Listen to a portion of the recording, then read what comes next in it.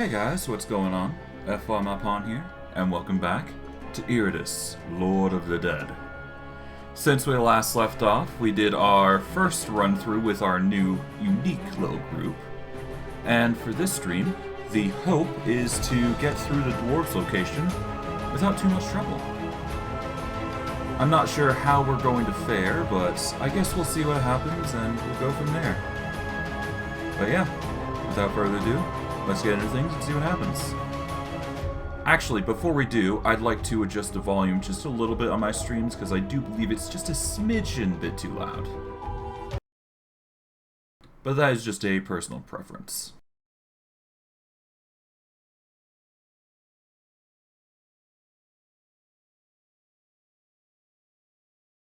Okay, that's not it. I believe we need to go to the mixer. Here we go.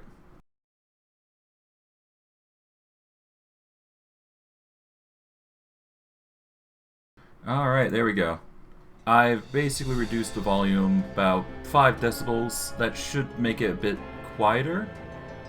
And I think that's a good level for the stream, but if not, let me know.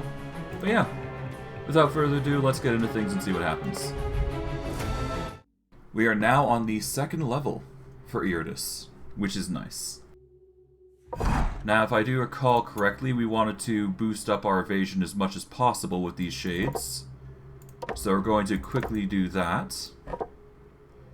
I do believe the Banshee is not a good option for us, because I've been pondering it for a while. So we're going to move the Banshee out. We won't be able to get anything more important, though, so we're just going to maintain this relationship here with the level 8s and level 7s here, and hope that's enough. At the very least, we can equip some of the uncommon stuff, and that should be good in our favor. Yeah, we can get some special rags here. That'll certainly help in addition to whatever we're doing. Is there any good stuff here? We can get a heart, we can get blood, and weapons and armor. Okay, but nothing that would ultimately help beyond that. Okay, so I guess we can give the Banshee the heart unless we want to give it to the infested here, which would probably be a good combo if only for the shades, but I'm not sure. I'll move that there. Or actually, I'll move these guys over to the last line, because I haven't decided whether I'm going to be going with the Bone Golem here or this one. I guess we'll move this Bone Golem here and just leave that there. Because I would like to very much get a Lich, actually. Which would be a very interesting combination and might be the tipping scale for us. So let us see. Lich, here we go. Abilities. Okay, magic damage, a buffer that gives dread and attack. Sacrifice kills an ally, but all allies gain 30 vigor as a result. Toxic Cloud, that's stress damage, which is nice. Rain of Fire is a pretty good one.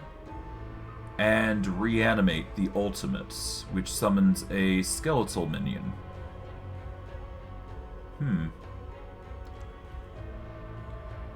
Okay, I can either make the cheap bodies option, or I can go with something else. But I wholly think the, Do I go with Lich? It's really tempting, but I'm not sure.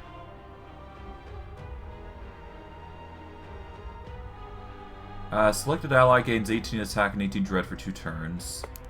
Alright, let's do it. Why not? Ooh, a vessel of indiscriminate magical carnage. I'm not sure what the Lich will be doing for the group, but we're just going to maintain it and hope it's enough. As for our current group here, I'm not sure how that's going to last, but we'll see.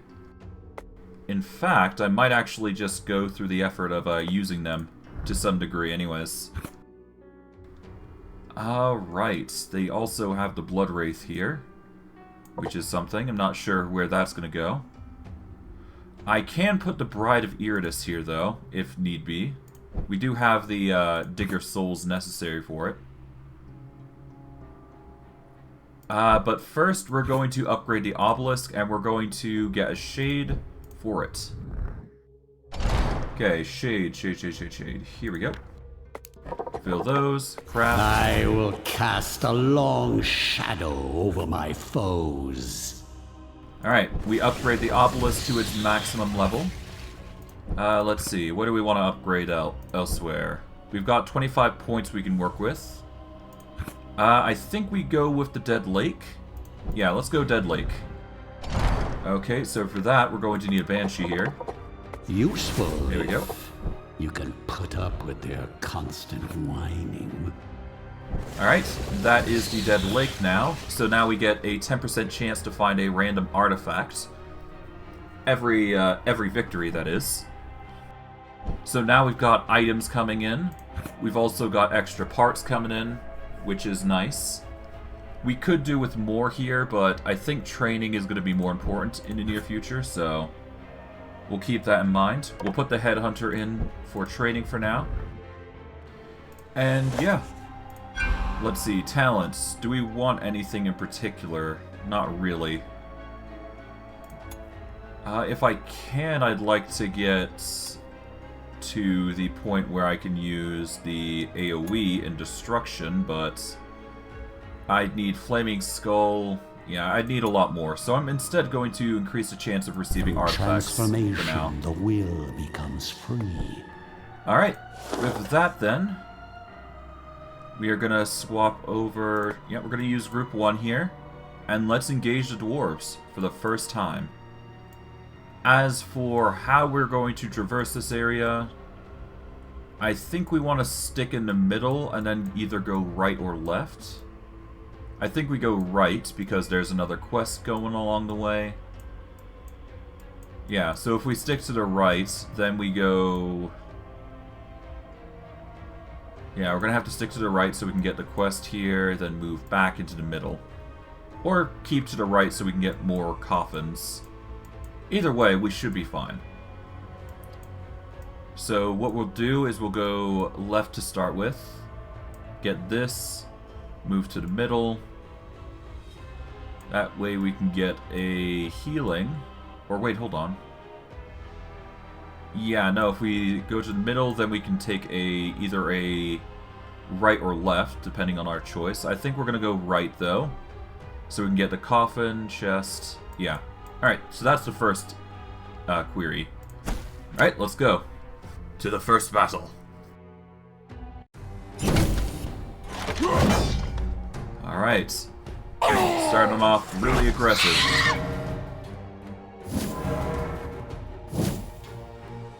Okay, we're gonna start with an ectoplasmic cloud here, I guess. There we go.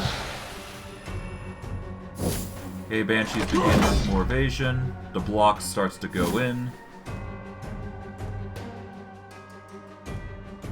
Okay. I think it's in our best interest to reduce the luck, so we're gonna start with a Blood Curse on the Berserker here. We will then do Accelerando here to start fearing them. We will use Grand Deception to start increasing the Shade's evasion up to a 78, which will be nice. We can increase it to a much higher evasion, but I think we don't need to do that. Instead, we'll use Blacklight here. And we will reduce the accuracy of one of these minions. I guess I'm going to go with the Berserker here. There we go. Yep, that'll make his hits much less accurate, and if he misses, then he takes damage, which is the gimmick for our combo here.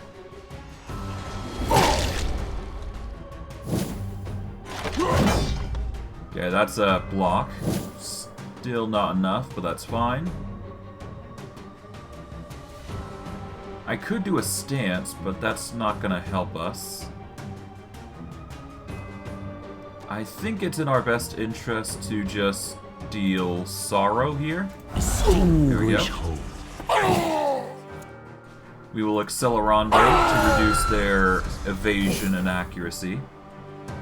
We will once again increase our evasion here by doing this. There we go.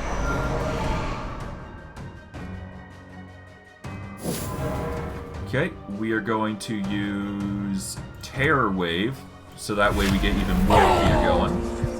And Insanity triggers. He gets Berserk, which is not fun, but we can use Blacklight here to reduce accuracy of somebody. Let's see. Oh, feature doesn't escape, that's not fun. We're going to reduce the accuracy of, let's start with this warrior here. There we go. We'll do even more fear. There we go. Double insanity, perfect. Unlucky for both of them. Alright. Makes sense. Okay. Let's see. Let us go with another blood curse. We're gonna target the one here. There we go. He is more... The Dwarven warriors are more likely to escape now. Let's see. We need to reduce the accuracy on the Berserker here. But we're also going to need to increase evasion, so... Grand Deception once more.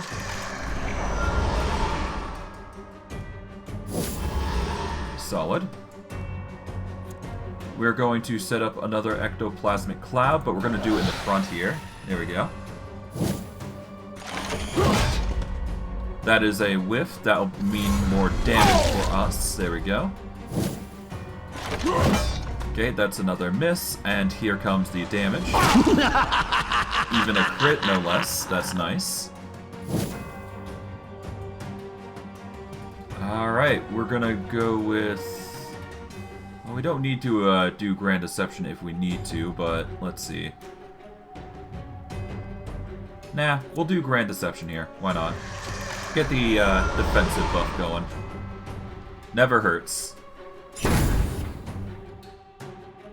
Okay, for the Banshee, we're just going to do Accelerando, but before that, I think it's in our best interest to make this one unlucky as well, just in case. Hunger. Then we'll follow up with Accelerando once more. My kingdom comes. There we go. Even more fear. The heart attack comes in for the Dwarven Warrior, naturally. We're going to use a black light, and we're going to target this Dwarven Warrior here. There we go. We can use Terror Wave here if we really want to, but I'm not going to. In favor of just boosting up the defensive abilities of the Dwarven... or the Wraiths, in hopes that these guys are just going to weaken themselves enough. Okay, you are still going to be a problem, so we'll do this. There we go. Oh, hold on. That is a retreat, I do believe. I hope there will still he be got a enough crit left to in. Nice. reanimate. Now for you. Are you going to run? You're not going to run yet, but I hope there will that still be is enough fine. left to reanimate. Okay, we're gonna go with Grand Deception here. We're gonna do another Grand Deception to get even more AC. There we go. That is 100% evasion, which is really nasty. He runs, but he's affected by bleed. We're going to do Wail, just in case, but I suspect that this guy's gonna die anyway, so... we shouldn't need to worry. Instead, I'm just going to worry about the ectoplasmic cloud on the Banshee here, and we'll go from there. He is retreating, he hit the Banshee, so yeah. We're going to use Dark Portal and get more mana back. Ectoplasmic cloud once more for the shade, there we go. We will do Wail here. There we go. We will use Grand Deception, I suppose. There we go.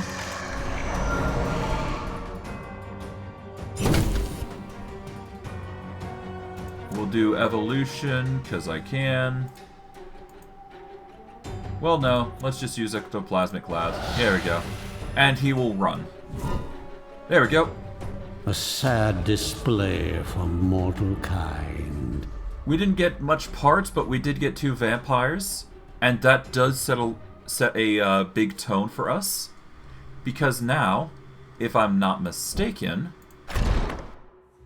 Yep, we have just unlocked vampires, which is one of the limiting things that we needed to do. So now we can make vampires on a whim. We have 2 vampires on standby, even though they are level 1. But that does set the precedent for what we've got now, which is nice. As for our Wraith here, we're going to give him a buffer for Rags, because he is definitely going to need such things in the near future. He's probably not going to be as offensive, so I shouldn't need to worry about that, but I should definitely worry about his evasion coming in, so definitely worry about that a little bit, but otherwise I should be fine. I still haven't decided whether the Banshee is going to be a keeper or not, but as it stands right now, she is literally the only one providing mass hysteria. So that's really a staple for her. Plus, she's very evasive to boot, naturally. There is Mutant Claws. There's Burning Blood, which I can grab. Minions attacks restore 25% damage dealt as Wrath. When yours... No. There's no good parts is the problem that I've been receiving. At least for the upgrades, anyways.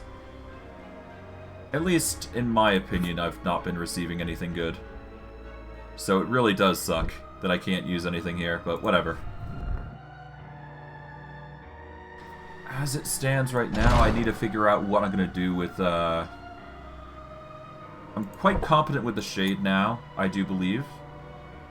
We do a lot of Ghostly Veil, I must admit. Terror Wave is a good staple because it's an AoE. I do believe we need to upgrade from a Banshee, though, to something more capable. I'm just not sure which would that be. I could go with the Reaper and reap power and get a bunch of spell power, but it's the movement that's the problem. Ghoul. Ghoul. Deals a lot of damage, that's an option. What about the Mummy? The Mummy's a good staple, I do believe, now that I think about it. He has a lot of AoE, if I'm not mistaken, and can remove debuffs as well, which is a good staple for us. Stress. Okay. Hex Beam. Hex Beam wouldn't be that bad.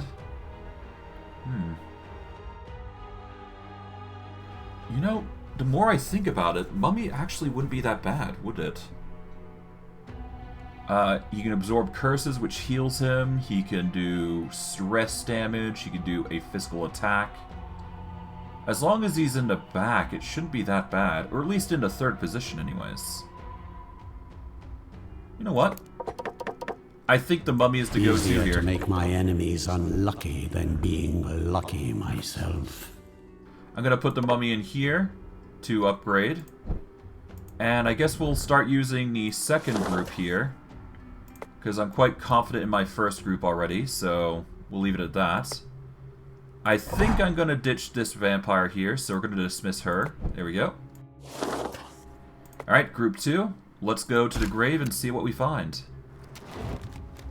Alright, we got a Blood Wraith, a Reaper, and a Shade. We're going to go for the Reaper here.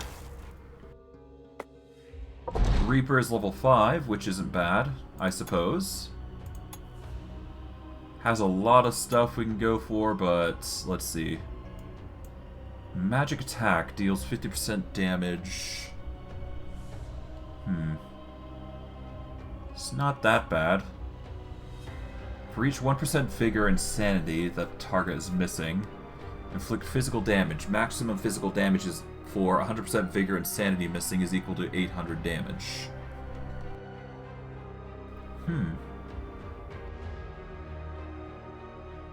It's a lot of physical. You know, a Reaper would be a very powerful elite killer, wouldn't it? Especially with the Scythe of Death. Let alone boss killer, maybe.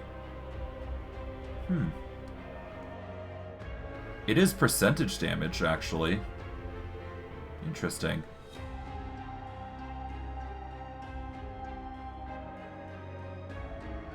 It would buff... let's see. Move all buffs from a target. Interrupts stances. Enemy becomes insane or inspired. Doesn't miss. Or ignores block and ward.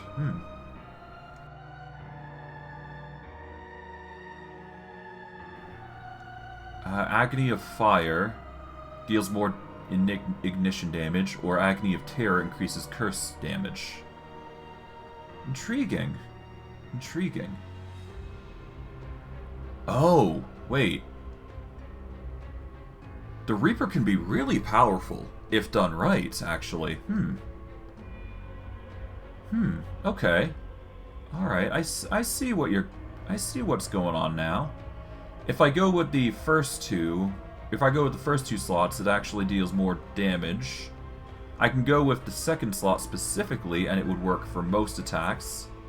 Dissection is a good way to get the initial strike, whereas Reap Power will give us a buffer for spellcasting.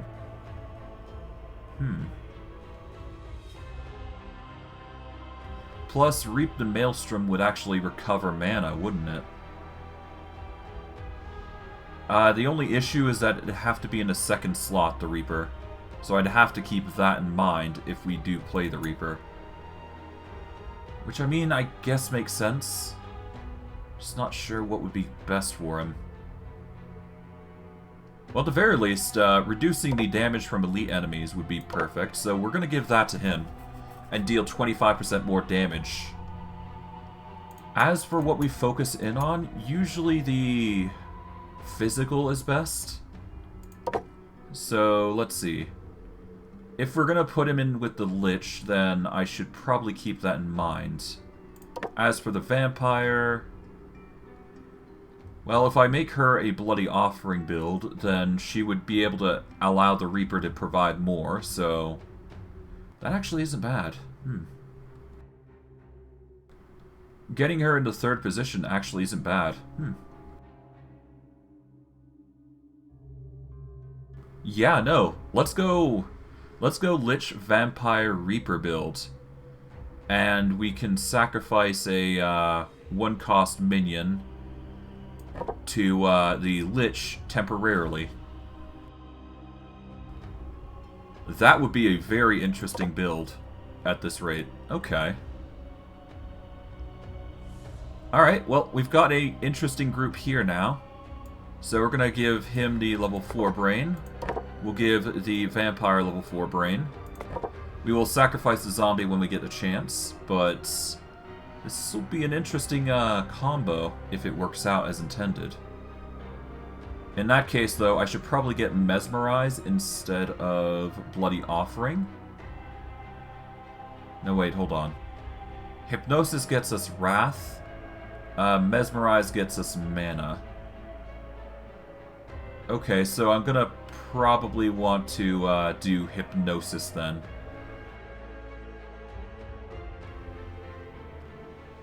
Yeah, if I do Hypnosis, that's the better option.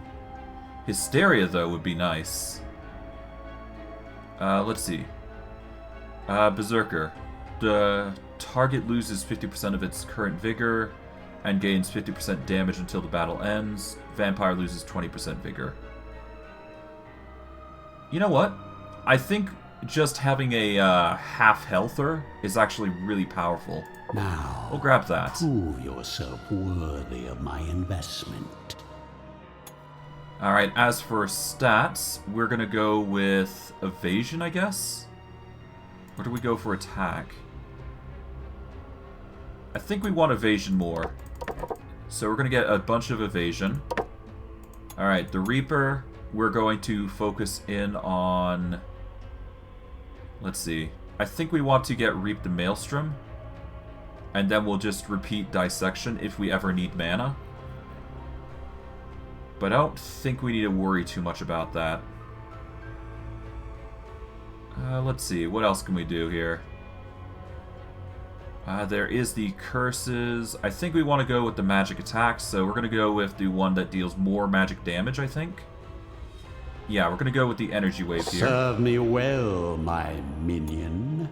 As for the stats, I think it's in our best interest to just boost up evasion. So we're not going to have a heavy evasion group, but we are going to be doing quite a lot. But we will need a distraction for this group, if anything. As for the Lich, let's see. Okay, Command Undead. Selected ally gains 18 attack and 18 dread for 2 turns. 24 attack, 24 dread. You know, now I think about it, if I use Command Undead, that actually increases the power of the Reaper and actually sends him back forward, doesn't it? Yeah, so if he uses Reap Power, he goes back to. If we combine that with the Lich's ability to go Command Undead, and we buff it up to 24, then he just goes straight back. So we have a reason to send him back forward, don't we? Interesting. There's Toxic Cloud. Sacrifice is an option. Let's see. I think we want Shrapnel. That'd be pretty good. But we're going to go Dominate Undead here. My enemies are in for a nasty surprise. And we'll get some evasion, and we will get... I think Magic Attack is to go to. Yeah, we're not too focused on the stress damage, we're focused on the attack. So there we go. That is our next group setup. In fact, I might have to try them out, so yeah. This will be a bit experimental, we'll have to see how it plays out, but if it works out right, then we should be fine.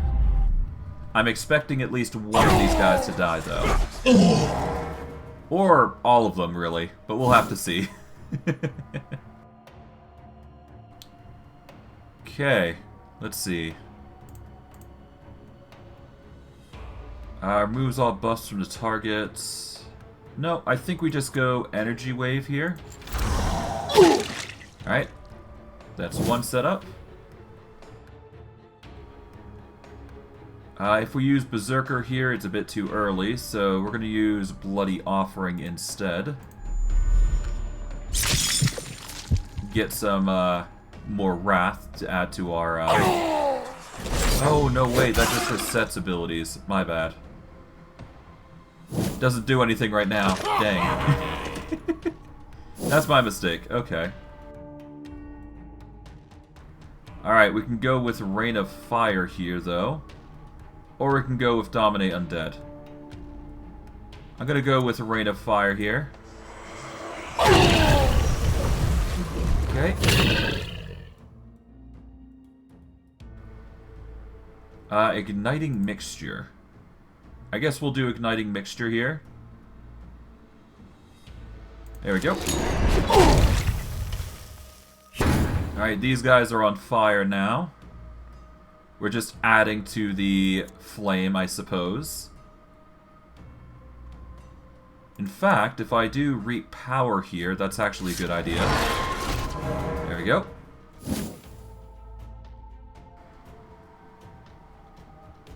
Let us go for... No, not Bloody... We want to go for Bite here, I guess. There we go. That'll weaken you to half health, roughly. Ow.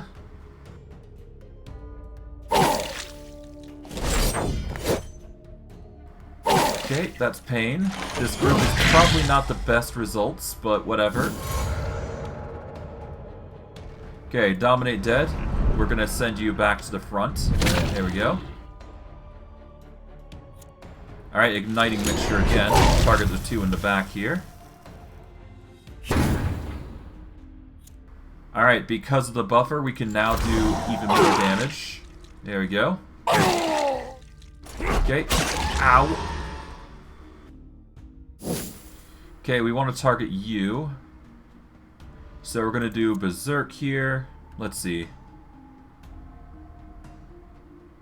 Let's see. Yeah, no. We're going to want to target the Dwarven Warrior here.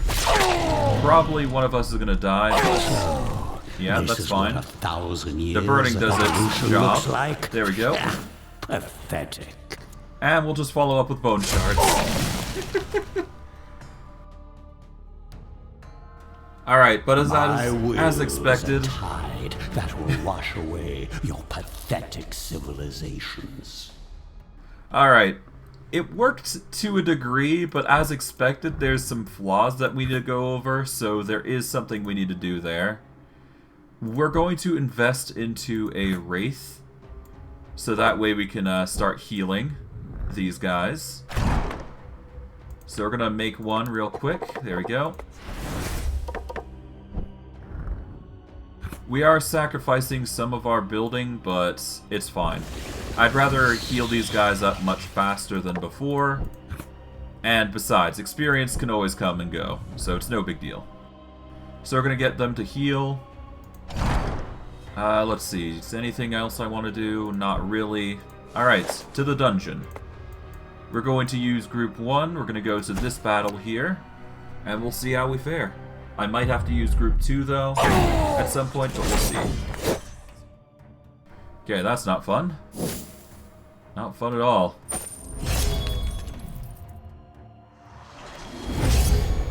Okay. We're going to use Grand Deception here. Here we go. Start ourselves off right.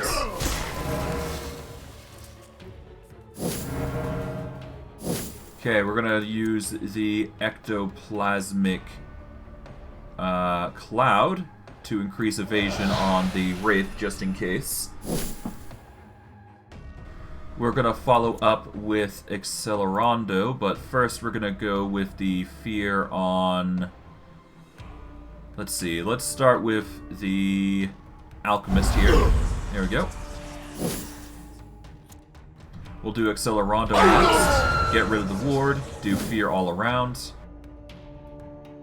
Let us make it more or less likely for the Berserker to ruin our lives by going with the debuff. Yeah, that's a miss and more damage, naturally. Double miss, that means damage. Perfect. Okay, that's a hit, surprisingly. But that's perfectly fine. Because I do believe if they miss enough, then we shouldn't have to worry. Okay. We're going to reduce the luck of the Treasurer? No. We want to reduce the luck of the Berserker first. Hunger. We are then going to follow up with another Accelerando. Just get their fear rising.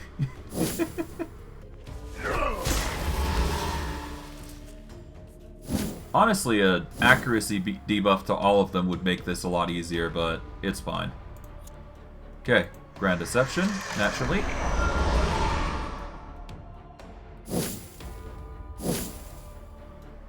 Okay, we can either go with the Grand Deception again, just to make sure we don't suffer too much, or we can just stick with what we got. I think in this certain circumstance, it's tempting, but I think the accuracy reduction is probably going to help more right now, so we're going to target the one with the most accuracy, which is the Alchemist. We'll send him much closer. There we go. We shall use Ectoplasmic Cloud on this shade here. That'll boost it up to 63 evasion, which is a double miss on his part, meaning more damage. But yeah, we'll need to definitely give these shades a buffer at some point, just to boost up their AC even further.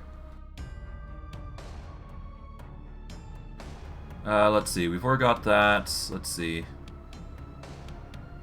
You're more likely to run, so we'll just do that. There we go. Accelerando. You will soon embrace your new existence. Alright, he's panicked, and he has a 33% chance to skip his turns, which is interesting.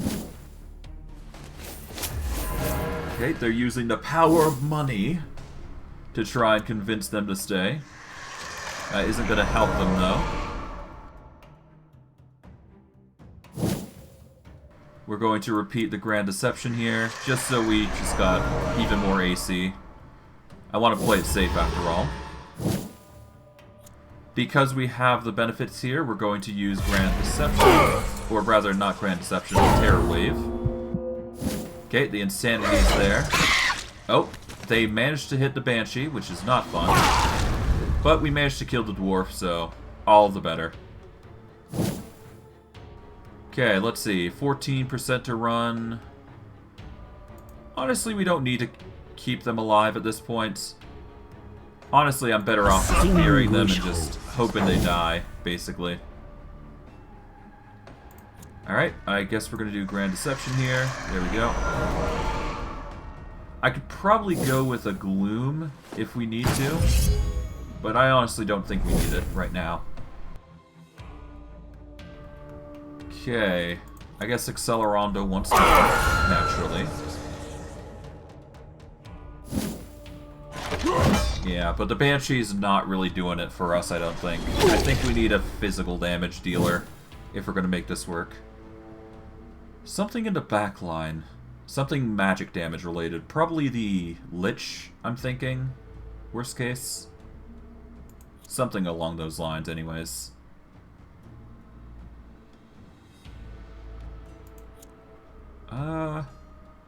Yeah, Grand Deception, I guess. Yeah, that's what we do.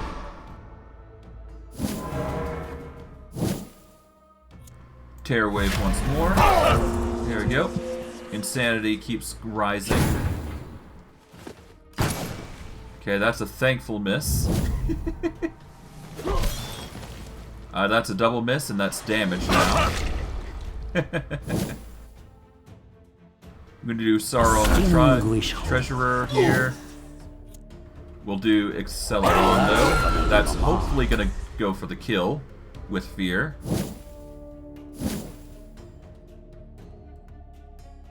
We're going to start using Dark Portal now. Or at least for one. There we go. Shields up buff. Okay. Grand Deception. There we go.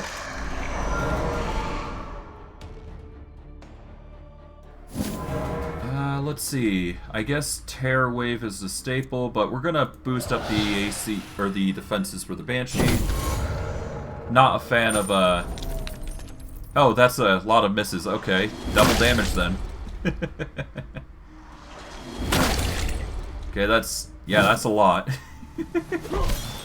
Okay, that's a double miss. You're taking damage. That's 52. Okay, heart attack, and one left. Fresh corpses. Alright, if I move you back, Strength through pain. I can follow up with Doom Claws. There we go. And that's death. Mop up the gore. And we got ourselves a level 12 brain because of this, which is nice. Alright, we've healed up. We can put these guys back. We will move these two forward. Well, actually, I don't technically need this guy, but whatever. The mummy's doing rather well, but we're actually going to move the Banshee here, take the mummy over here. And now it's time to bring in the mummy, or who will be generating the most amount of wrath as we put a brain in him. And we're going to give him... I think we give him Burning Blood out of everything. Yeah, we're going to give him Burning Blood so we can generate wrath faster. And after missing an attack, the minion receives 8% accuracy until the end of combat. Do we want this? Considering nobody's using it, yes, because he's going to be our damage dealer from now on. At least for the group here. I think we want to stick with damage, but we're going to definitely rely on the stress. Because the Wraith and Mummy use it, not so much the shades here, but they're still going to help. At the very least, we need to give these guys the Jester's Taunt at some point, so that is something we will be trying to build for. In the meantime, though, we're going to try for the Hex Beam. Now we can either go for the high damage output or the longer boost. We're going to go for Vengeance Beam here, the one that lasts longer.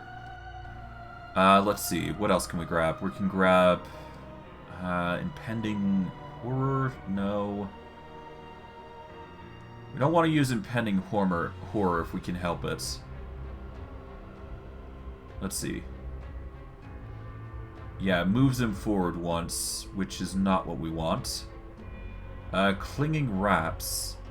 Target loses 10 luck for 2 turns. Deals... Oh, 20% luck for 2 turns. Or we get... What's the difference? Agile Grasps. Hold on. Target loses 10 luck until the end of battle. Oh, I see. Okay, so Agile Grasp basically is a permanent luck loss, whereas Savage Wraps is 20% luck loss for 2 turns. I can see the benefits there now. Okay, we're gonna grab the Agile Grasp. I expect results. So that way we actually have a physical, but we're also going to minimize their luck, which prevents a lot of crits.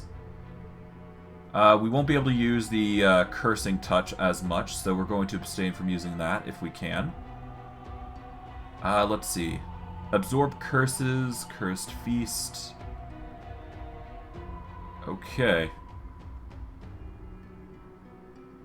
I think we want Absorb Power, so that way the buffs on the enemies aren't going to be as bad. Or it can remove all debuffs from allies. No. I'm not too worried about the debuffs on me. I'm more worried about the buffs on enemies, so... We'll get Absorb Power. And for the Mummy's last ability, we're going to focus in on, I guess, Impending Horror. And we want to deal something that's going to make it more beneficial for us. Let's see. Deals 75 to the enemies on the chosen position, next position in line. Impending Misery also sends them back, it seems. But the powerful horror will ignore ward, is the thing. I'm not too worried about ward. Rather, I would be more concerned about hitting more people, so now we'll go with Impending Misery of my investment. in favor of focusing on ignoring wards. Because that's probably not going to be that big a problem, but we're definitely going to be focusing in on, yeah, we're going to focus in on Dread here. So we're going to deal a lot of Dread damage, and we're going to get a lot of luck, I suppose. Alright, there we go. It's a bit of a stress choice, but whatever. We're going to move to Group 2 next. Going to get to Stell here. We're going to obviously go for Iratus' levels, because that's more important. We do have 46 Digger Souls, so we can upgrade something if we wish. Well, I mean, if we want. No, I'm going to save, actually. Okay, to the dungeon. We're going to go Group 2. Before we go, is there anything I want to grab?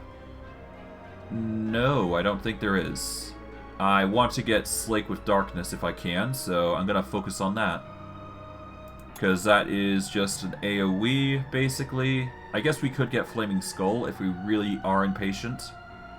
But no, we're going to focus in on magic, we're going to get Slake with Darkness, and go from there. Alright, we're going to try with Group 2 and see how they fare. If they don't fare well, we're just going to have to stick with Group 1. And hope that's enough. Alright. I think we start with Abundant Harvest here.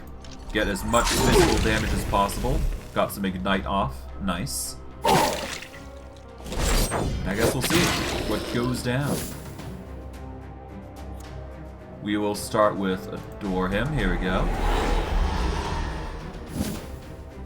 Now, do we want to get rid of any luck in this group? Yes, I'm pretty sure I want to get rid of the luck from the Alchemist. Crimson Hunger. Alright. I'm going to use War March here. Get some haste and defense going. That will allow the Abomination here to get on the defensive. Self-destruct is definitely not kosher, so we should probably avoid that. Bone Ward. Right, that is a thing, isn't it?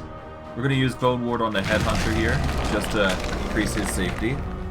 We should also probably do the same for the Bride while we're at it.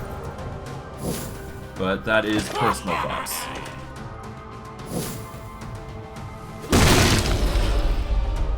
Ow. Okay. Okay, instead of focusing on Rose for a Lady, we're just going to keep buffing up her statistics of damage. Because the more damage we can do with her, the better. We're going to implement another Blood Curse if we can. We're going to implement it on the Berserker now. Crimson Hunger. There we go. Oh, interesting. Apparently the Abomination got sent back a bit. That's not fun, but okay. Okay, we're gonna do Seething Wrath here. Okay, we're gonna set it up for the Treasurer here. We are gonna use Shield on the Bride, I guess? Yeah, we'll use Shield on the Bride here.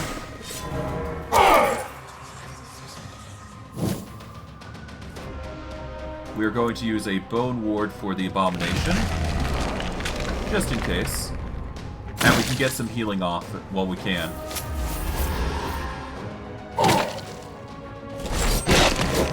Ow, okay. Okay, that's a lot of damage. Oh boy. Alright. Retaliation comes in. Alright. Yeah, it seems like those buffers are coming in. We're going to use a Blood Curse on the Treasurer here. Crimson Hunger. We're now going to use Rose for a Lady. Nice shot, sweetie.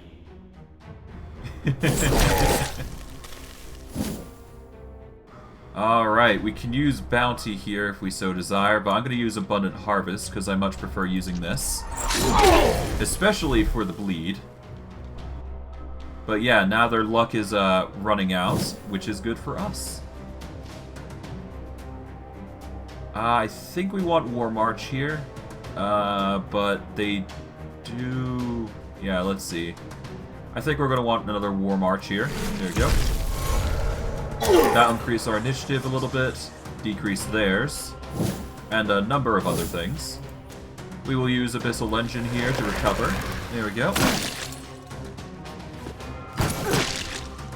Okay, you continue to harass the backline, which is not fun. But hey, whatever.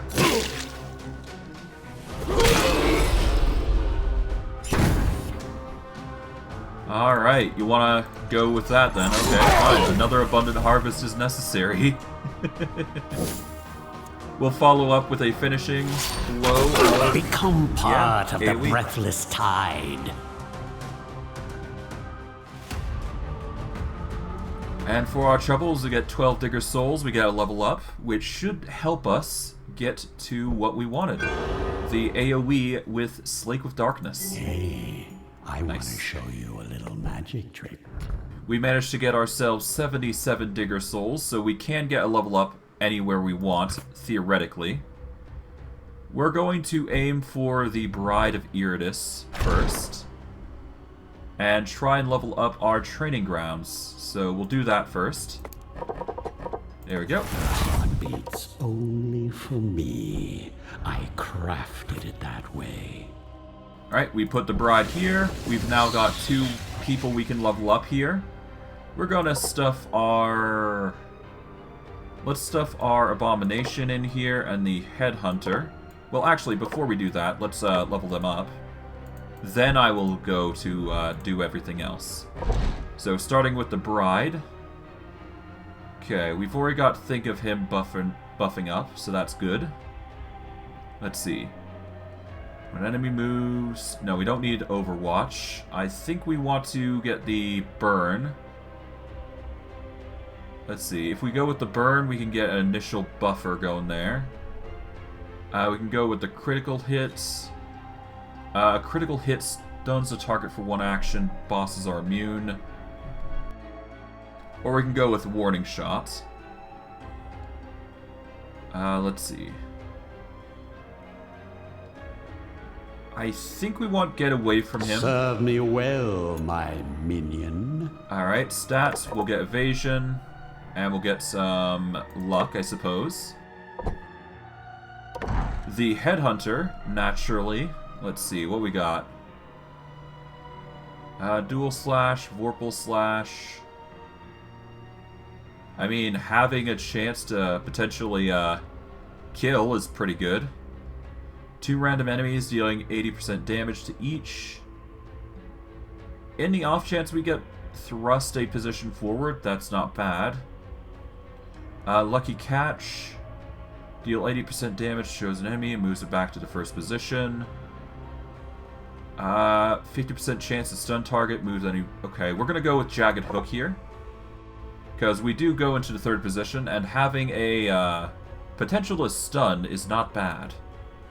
Especially in certain circumstances. So yeah, we're going to go with that. We are definitely going the physical route, so we got to keep that in mind, but... Nothing a bit of evasion can't help us with. And I guess we'll boost up our accuracy. There we go. Alright, Abomination's next. Okay, I think we want to Alright, we've already focused on Battle Thumping. Do I use anything else, really? I guess Shield is the next best thing. 5% chance to instantly kill the attacker, or more damage. I'm gonna go with Deflect. My enemies are in for a nasty surprise. Yeah, we're gonna go with Deflect here, with the 5% chance to kill. Now, it seems odd that I'm doing this, but I'm just doing it because I can. We're gonna boost up his health like crazy. We're gonna get to 150 now. I guess we'll leave it at that, but we'll get our initiative up at least. We can't boost up Vigor right now, but we can boost up Initiative by 1, and we can boost up Accuracy by 1. So we'll go with that route. Okay, I think that's as much as we can do right now. The Mortuary is already healed up, so we're going to go with that. We'll put the Bride back in. We'll put the Abomination in. The Banshee, already set up. We're not going to worry about her, though. Instead, we're going to put the Headhunter and the Bone Golem in here to get experience. While they're leveling up, we are basically good to go, so we're going to go with Group 1 and see how they fare. As we go to the Sacrificial Altar, I think we are sacking, finally, out of our group. We're going to sack the... I'll sack this Bone Golem. No. Blood Phantasm. Off you go. Nails of Pain. Increases critical damage dealt by 20%. Reduces critical damage received by 20%. After winning a battle, Iratus gains a non-consumable artifact. Cool. Alright, item-wise, Iratus got a lot of stuff. An additional 1 part will be dropped after Iratus wins a battle. Manning Amulet, War Drums. We're definitely giving him the non-consumable. This item finds its way into my capable hands. And I think we go Outdoor Fork, unless we want to keep the Void Pendant, which gives us additional spell power, which I'm actually going to keep. I think spell power is what we're going to be focusing in on, so... Let's actually get another Bride of Iratus here. Strictly for the purposes of making more mana. We're gonna put the Iratus statue in play so we get more mana regen. The purpose of this structure is to funnel magical energy. It also serves to provide some much-needed grandeur to my lair. Practical and pleasing. Alright, with that, we will move on with our first group, and here we go. Combat.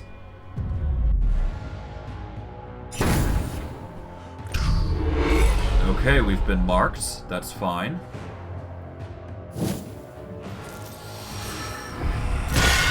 Ow, okay. At least the damage comes in. To some degree, anyways.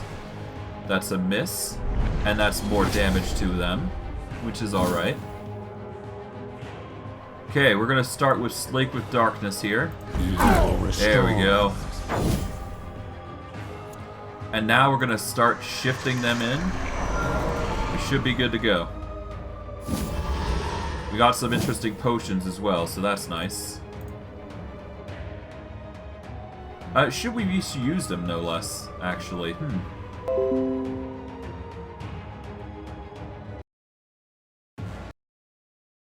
Give me a second, just an alert.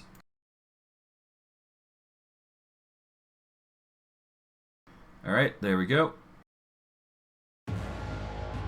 Yeah, I just got an alert from my PC. It's all good. We're gonna go with Ectoplasmic Cloud here. I think we want to target...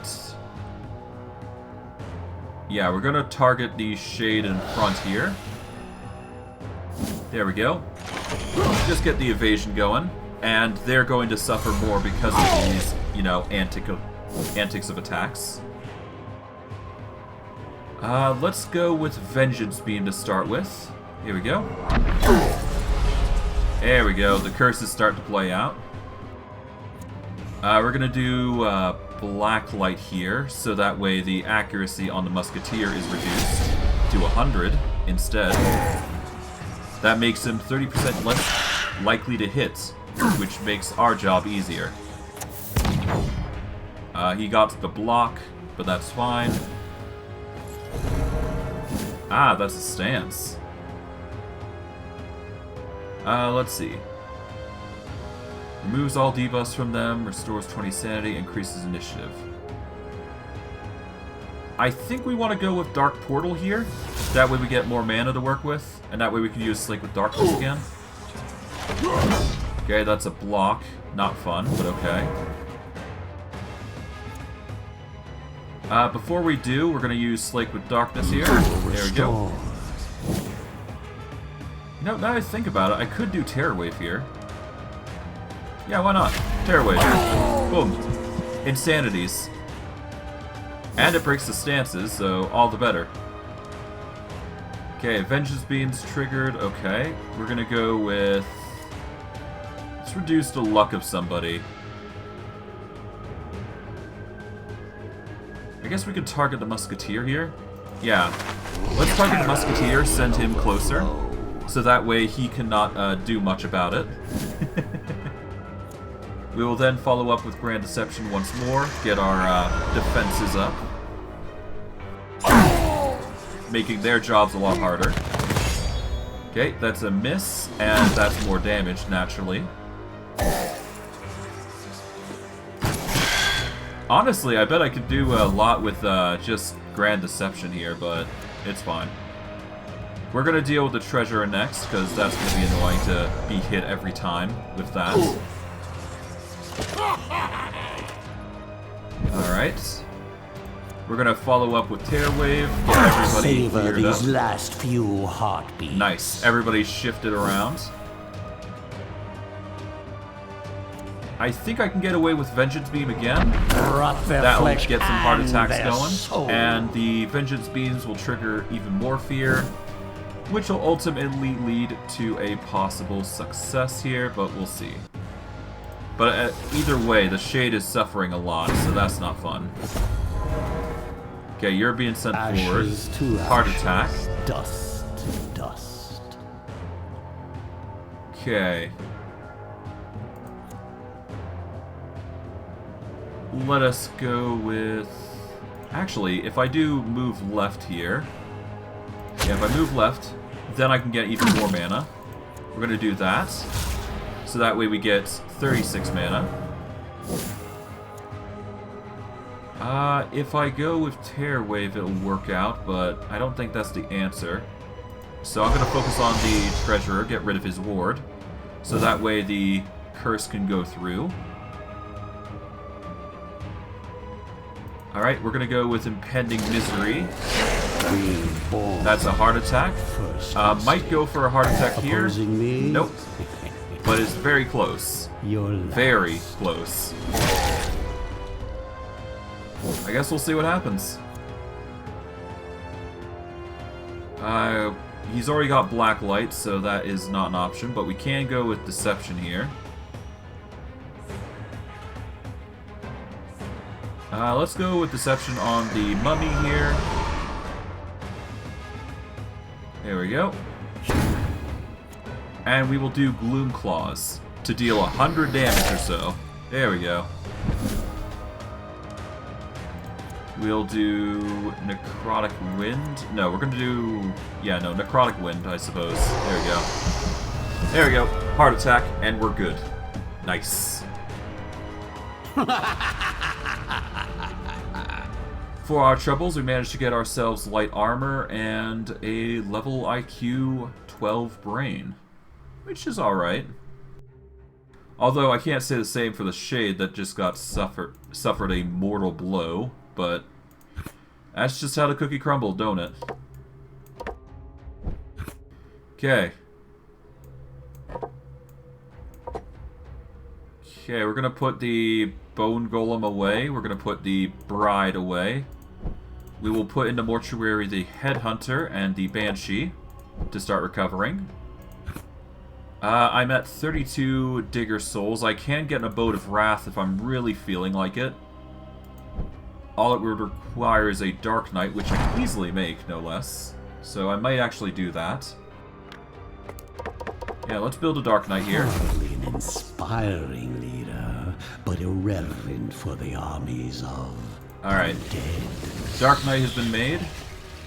Now I've got a Abode of Wrath, so that's going to be nice. And that's going to generate more Wrath for us, which is nice. That'll save us some trouble in the near future. As for right now, though, we could certainly do with more evasion, but we're going to only get so much.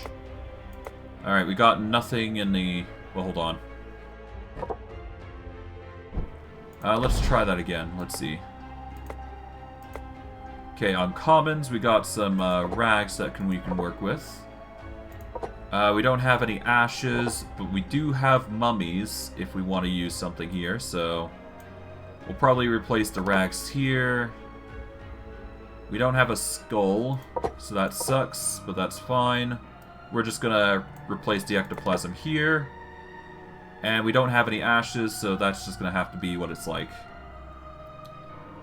Okay, so for the Shade, we can now give him something. Do we want more mana, or do we want Dark Cleansing? Or Dark Gate, rather. You know what? We're going to have one that's dedicated to providing spell power, and one that's dedicated to passing mana. We'll give the mana one to the second Shade. So we'll give Dark Channeling to the Shade second. Get back to battle. And we're going to give the one in the front Dark Gate, which will increase spell power as well. So that will give us even more reason to start using, you know, debuff spells constantly. As for the Wraith here... let's see. I think it's in our best interest not to use Evolution. But anything goes, really, don't it? Let's see. We're gonna go with Death Grasp, I think? No. Move all buffs from the target. Target loses initiative for 1 turn. Okay, so the difference is we either deal... Yeah, we either deal 150% stress attack, or we deal 120%, but we also move the target 2 spaces back. I'm gonna go with Necrotic Squall, because more damage is better, ultimately. I'm not too worried about shifting positions for most characters. As for statistics, we just want to boost up initiative, I guess. Yeah. We'll keep boosting up initiative, so we're more likely to go first, and we'll just go from there. But we will need to get the Jester's, yeah, we need to get the Jester's face, otherwise this build is not going to work as intended. We want them to be focused, these shades. That is the gimmick with the build, after all. Okay. To the fountain. Alright, we can either restore vigor for minions or restore mana. I'm going to restore vigor to minions, just so we got a fighting chance against these guys here. And we'll see how they fare.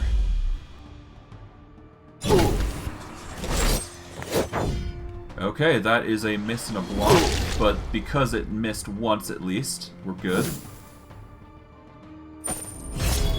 Okay, that's a debuff and a miss. The miss gets the trigger off. We're gonna go Ectoplasmic Cloud here. There we go.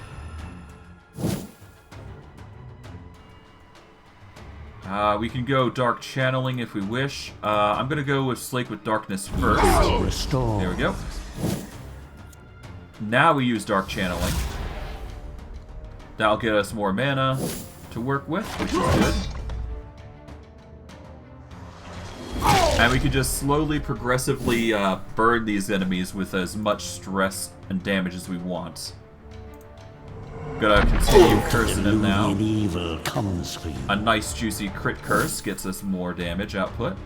Grand Deception follows up, which gives us a good buffer to work with. Nice, that's a double miss, meaning 2 hits, technically. There we go. We're gonna boost up the AC of this shade here, but only after we do. Well, no. Let's actually no. Let's close that off for now. We're gonna use the Ectoplasmic Cloud for now, in favor of boosting their AC even further. There we go.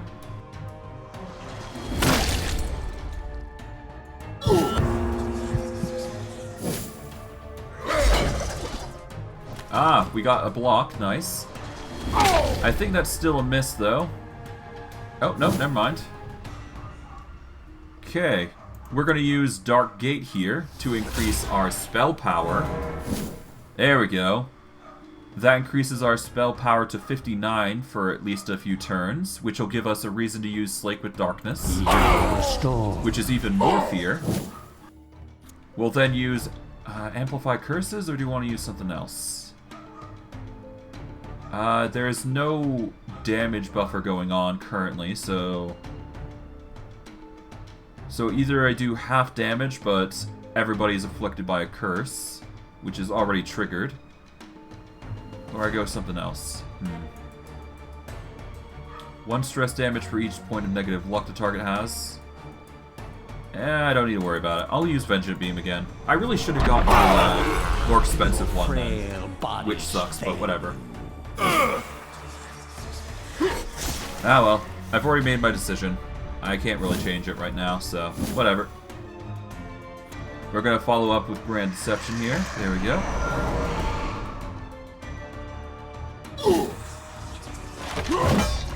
Alright, that's a miss. That means more damage. Okay, they try to attack, they miss, and that's just more damage. I think I'm slowly getting to build now. Just slowly but surely.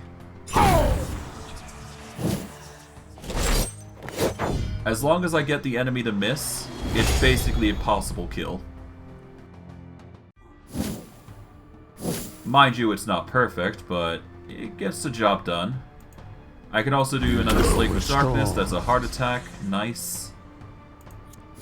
We're going to go with, not Grand Deception here, but we're going to reduce the accuracy of the Treasurer now. There we go. That'll make it less likely to target them. We'll do Terror Wave here to get them down to at least 0. Okay, they're gonna try and do something here.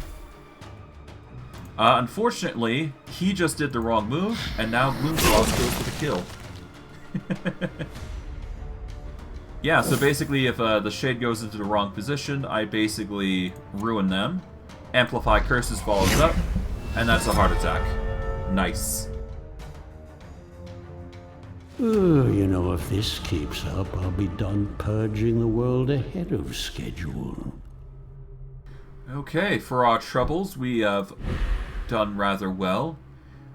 I think it's in our best interest to boost up... Let's see, I can either boost up that, or I can boost up something specific. I can make them lose accuracy if I go for the blind here, but I'm actually going to go with Flaming Skull here. So my dark powers return to me. Alright, everything here has been set up, so I don't need to level up anything specifically, but it's something to keep in mind.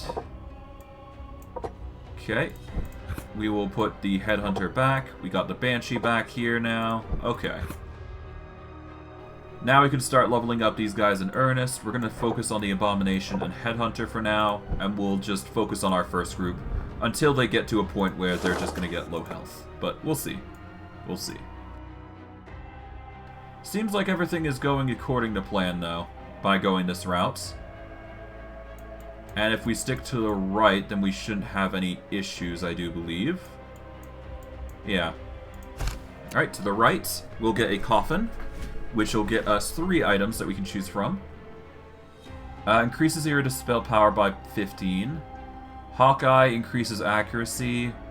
Spider Mandibles are percentage damage. I'm gonna go with Spider Mandibles just because of how useful it is. And I think that's a good enough replacement for the Hawkeye, to be honest. Yeah. Let's see. Do you want to give it to the Wraith instead? Nah. We're gonna give it to the Mummy. We're gonna get the Mummy to do percentage damage instead, which is really powerful. We're gonna go to this battle next. Off we go. Rather simple in all things considering. But yeah. Okay, that's damage, but a miss. That's a miss on our part for the Wraith. Okay, that's a miss and a block. Okay. Alright. We can do Flaming Skull, or we can go with Slake with Darkness. We're going to go Slake with Darkness to at least get rid of the wards. We're going to go with Dark Channeling, naturally.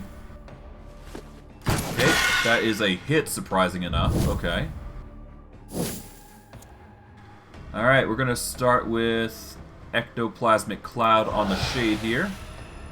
In the second position. We're going to use Grand Deception here. There we go.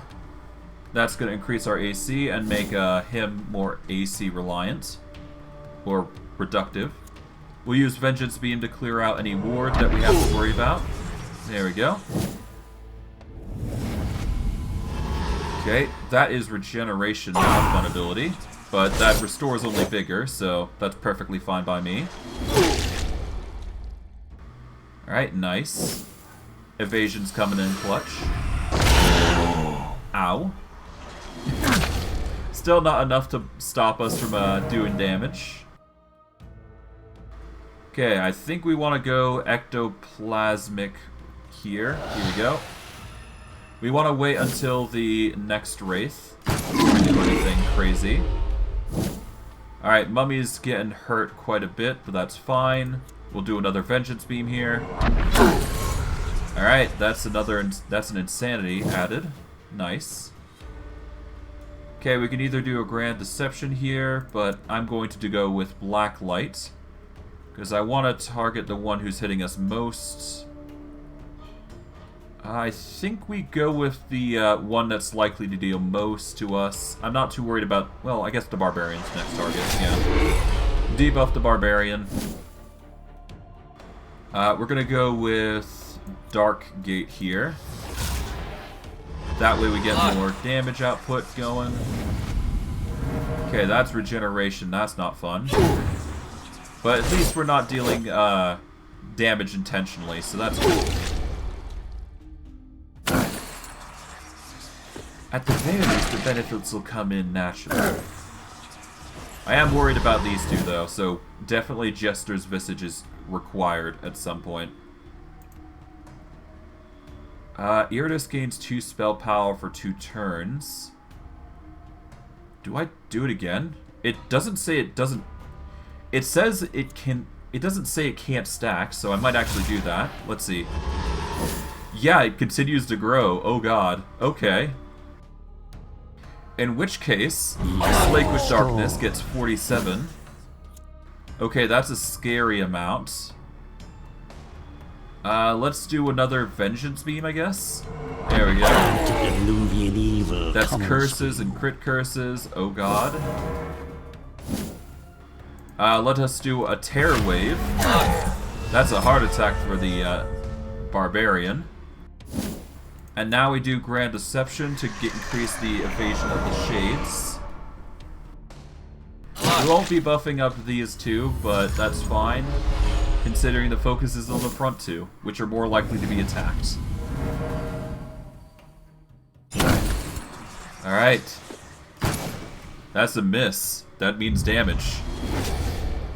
If it hits, that is.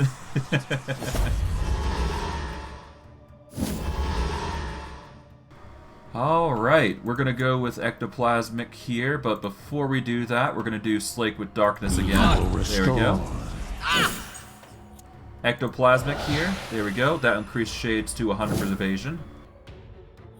We're gonna do Grand Deception once more. There we go. We're gonna do Black Light here. We're gonna target the Oracle next. There we go. That way you're not targeting us completely.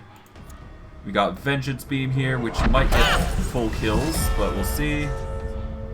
Currently nothing. One more for the stuff. Oh, that's another heart attack. Now you, what you got?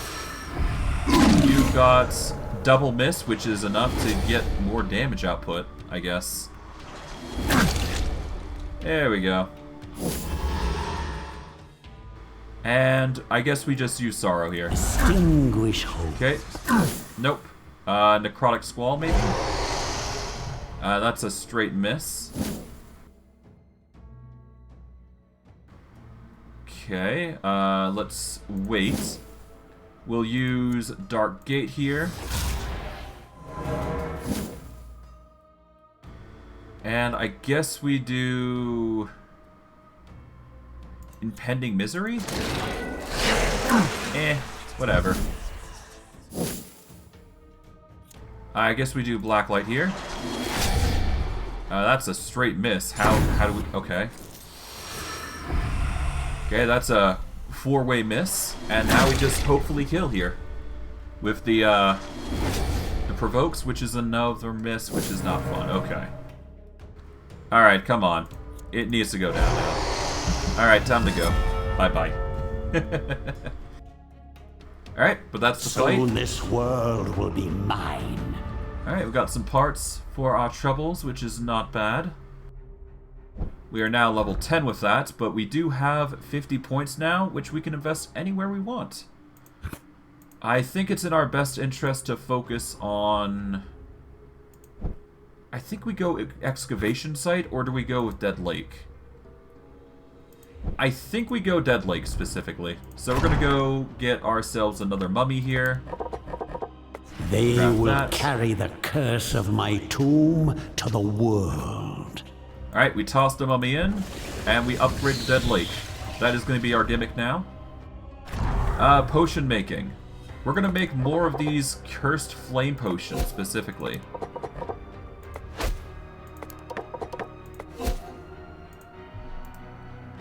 Alright. I'm actually going to ditch the Berserker Potion here, in favor of another Cursed Flame Potion. So we're going to have a ton of those Cursed Flame Potions just running around. That is going to help us a lot, I suspect. As for our troubles, we got a boon that we can choose from. let's see. Infused daggers, or infused dagger, deals about 86 magic damage. Additionally, deals 100% damage if the target is stunned. Spell power increases damage dealt by 2%, and mana required is 22. Archmage robes reduces 1 ward at the beginning of each battle, and Iratus gains the 15% chance to stun enemies he damages with destruction spells. Ooh, that's really hard to decide.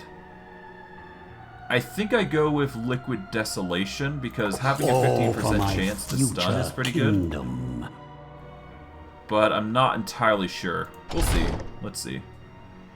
Okay, first and foremost, we got Spike Carapace. After killing an enemy with a critical hit, the minion gains 10% of the experience from the current level. Criticals are going to be vital for leveling up. Liquid Desolation would increase our chances of getting crit, or stuns. Maddening Amulet's pretty good if we wanted to focus on Insanity. But no, we're going to get rid of the light armor. We're going to get rid... Oh, the Glass Dagger, though. Ooh. We're going to get the Glass Dagger. It embellishes my that is really features, powerful for us. No? This effect is removed when a minion takes damage. Okay. So as long as the shades continue to avoid, we're going to get 15% accuracy and 15% damage until the battle ends. We'll sacrifice the ladle, and we will sacrifice the drums, I guess? Yeah, we'll sacrifice the drums. That'll give us more experience. We're going to keep the Maddening Amulets for now. We will sack the Outdoor Fork, and we're going to keep the Liquid Desolation until I can think of something about it. But yeah, that gives us 2 talents to work with. I'd prefer if I can get the Scalpel Artist or something. But instead I'm going to go with Advanced Doctorate here. The formulae reveal their secrets. Alright, let's see. Extraction, Calcination. No, we want Transmutation? No, Distillation.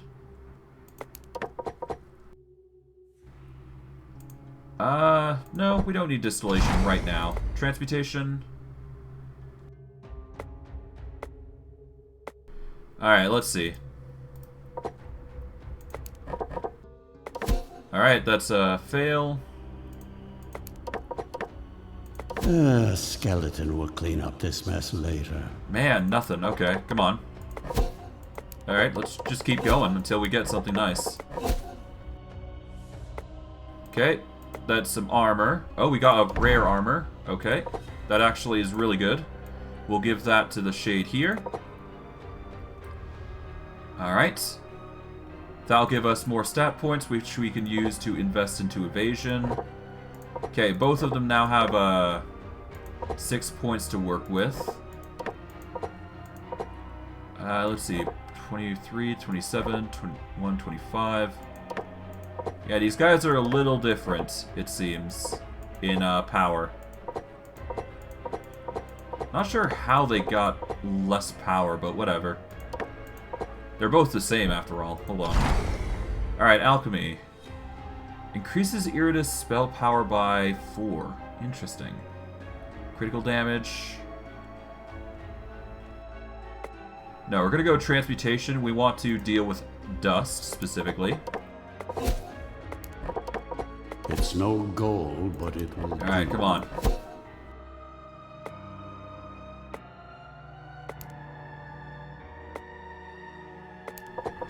Alright, dust. Come on. Come on. Alright, we managed to get ourselves an uncommon. Got a rare, but nothing beyond that. Okay. Ah, the smell of successful alchemy. Alright, double dust. Perfect. That is enough to upgrade our character, or shades here, so we're going to give them these. So that way they are even more beefy. Because their evasion is the most important stat for them. Alright, they are now at 50 evasion, their maximum output, which is really good early on. So that is going to give us 90 evasion if we use their ability.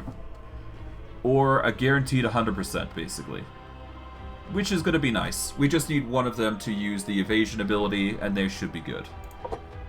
Okay, as for the mummy, let's see. We've got uncommon things here. I guess we need bones and a skull and meat. Okay. So we're going to do another transmutation. We need a skull. Alright, let's see. What do we get? Normal skull. Normal skull. Nope. Come on. Nothing. Alright, one last chance. There we go. Alright, you got 2 uncommons, and that's about it. Okay. Alright, well, I'm not going to turn down an uncommon, so we'll give him the uncommon skull. We're not going to get any uncommon beyond that, so I guess we get the... Let's see, no legendaries. Okay, uncommons all the way. We'll give one to the Wraith here, the uncommon dust. We don't have any uncommon blood, but that's perfectly fine. Alright, that is as much as we're going to get then. I guess we'll boost up evasion here. And we will boost up initiative for the Wraith. There we go. That'll have to do. Do we want to stick with this group? Or do we want to move back to our physical? I think we move back to our physical here. Yeah, let's put our physical back in. As for who we're going to put in here, we're just going to put the 2 Wraiths in, I guess. There we go. They'll level up there. And we'll try and get another slot of the arena open, because leveling up people is now going to be our priority at some point. But before we do, let's see, can we upgrade anybody? Nothing to a good extent. Yep, nope. Alright, let us go to the next battle. As intended. Okay, let's see. We're gonna go with Abundant Harvest to start with. There we go. Nice juicy physical damage. Alright, War March to start with. Get a debuff on everybody. There we go. Ah, right. Splintering March has a 25% chance to stun, doesn't it? Let's go for a burn. Or we can destroy the ward on the trader at least. That is an option. Nah, let's go for the Dwarven Warrior here. Let's get him burning. We will then do the Splintering March here. Your frail bodies fail you. Okay, that's a stun on the Merchant. We're gonna go for Adore him here. Get some more damage for the Bride. Just need one buff for it. Ow. Pain. Thankfully the ward's coming in clutch. We're gonna go for more burn, and we're gonna target the Alchemist. Have a warm end, my friend. Let's see. Moves target to a random position, but 100% the Wrath, that's fine. Just more burn. Yeah, we just want to deal as much damage as possible, I guess. Alright, Rose for a Lady. My darling, Nice. kill. That's a juicy crit there. Okay, we're gonna go with... I think we go with Destroy here on the Alchemist. That's 25 damage. That's a kill. Nice. We are gonna go with Intimidating Roar? No, we want to go with Slice, I think. And we're gonna target the Dwarven Warrior, I suppose. There we go. More damage the better. Nice. The ward's coming in clutch. She dies from burn. We go with an Abundant Harvest just to be safe. That gets us nothing though, sadly, but that's fine. Alright, we are still full health with our Bone Golem because so much death has been happening. I guess we go with the destroy here, and we target the Dwarf Warrior. This is my kind of Guarantee the kill, basically. Alright, the trader's coming in, trying to do some damage. Alright, that's fine. We'll just follow up with Chest Piercer and finish him off. Done. Now that's spicy. A predictable outcome. Alright, for our troubles, we even managed to get some rare bones, which is nice. That is going to help us a lot in the near future. And if, in fact, I'm tempted to just stick with the group 1 for this, so... Let's see, how are, yeah, these guys are doing fine. We still need 75 points into Digger Souls, so we gotta keep that in mind, but it's fine. Okay, to the quest here. Let us see. How do the dwarves eat underground? The answer is mushrooms. Dwarves long ago learned the secrets of their cultivation, and it is the key to their underground life. They are used for alchemy, medicine, beer, and regular meals. You had always thought it a miserable way to live, which is why liberating the dwarves of their chief food source. Well, you'd be doing them a favor. They won't need to eat once they are dead anyways. As your army stands on the edge of the local dwarven fungal farms, you order the attack. Okay, we can either destroy their food, or we can destroy their medical mushrooms. Medical mushrooms make them easier to kill. Destroying their food source will shake their insanity. Or shake their sanity. We're going to destroy their food. In battle, all enemies will lose 20% sanity. As your undead destroys the last of the mushroom farms, you know that the dwarves have already escaped their medical supplies. You also know that their hunger can drive even the bravest mortals to beg and grovel. Now that is true. Before we go in, we are going to quickly get our minions out, because this is an elite fight after all. We're going to put our minions into the here, because they will need the amount that we're going to go for. Okay. And we want to deal with this battle here, so that's going to be fun. Yeah, sort of. Sort of. But yeah, no, we're going to take the left path. We're going to get a few elite fights here, but we're going to have to tolerate it. Otherwise, things are just going to get dicey. Alright, this is going to be quite the fight, but we'll just have to hope it's enough. Besides, they are suffering from fear right now, so yeah, we'll take advantage of that. Alright, that's a block miss, but that's still damage output. Nice. I was kind of worried, but it's not that bad, now that I think about it. Okay, we're gonna increase the defenses for the shade here, or the dude here. There we go. Okay, damage to that one. Okay, let's see. This one provides, yeah, it provides mana, so we're just gonna go with the black light here. We're gonna go reduce the accuracy of the alchemist for now. There we go. Okay, accuracy for the alchemist has been reduced. Good. We can now freely use Slake with Darkness without worry. Oh, he is energized. Interesting. That is actually not good. We're gonna go with Grand Deception here. Increase our ACs to 100. There we go. That's gonna have to be what we do.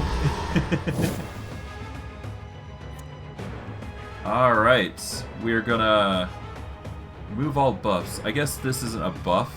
Yeah, it's not buff, I don't believe. Okay, we're going to just reduce the sanity even more here.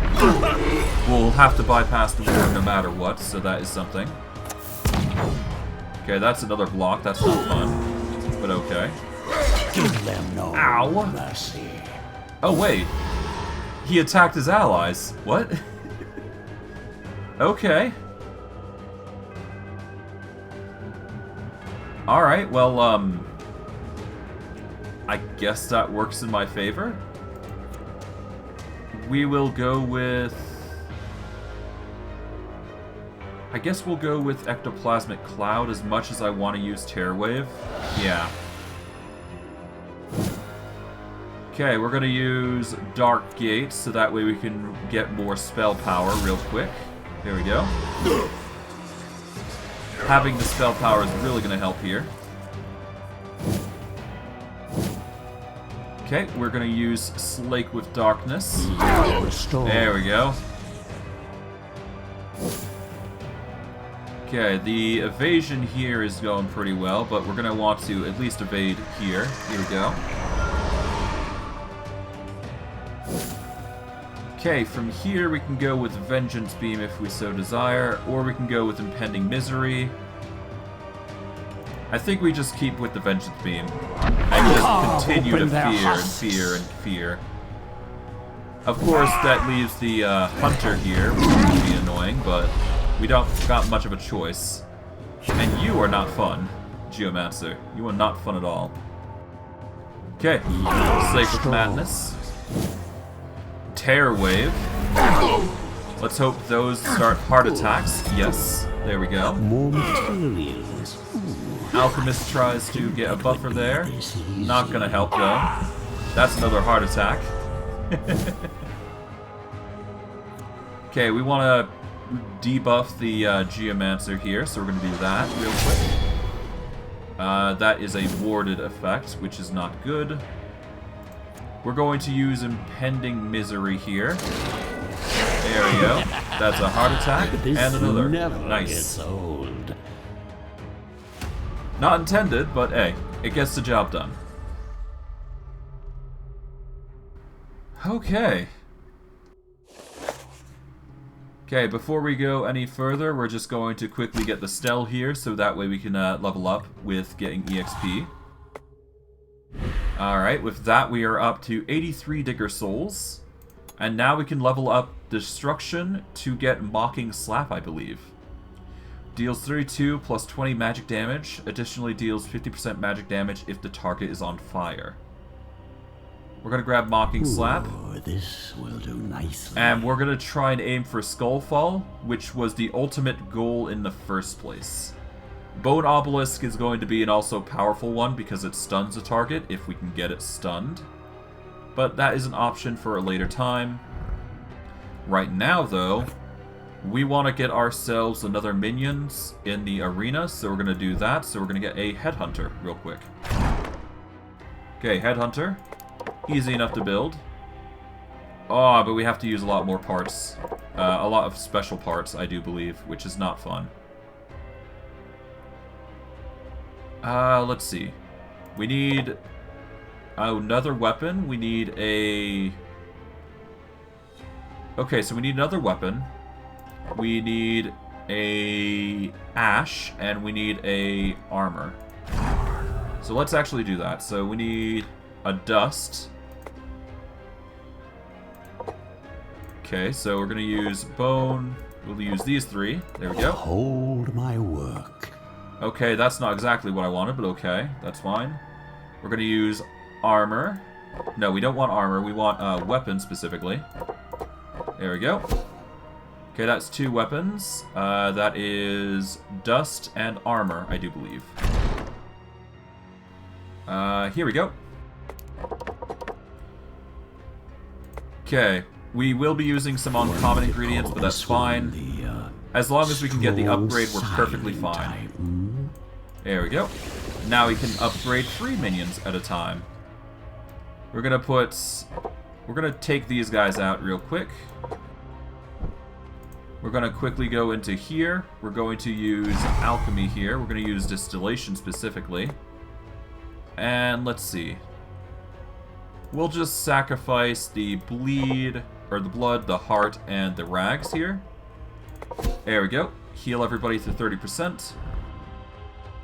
We are then going to put the Bone Golem in, we're going to put the Abomination in, and we'll put the Headhunter in so they can level. Now we can focus on these guys. Alright. Group 1, let's see, can we level up any stats while we're here?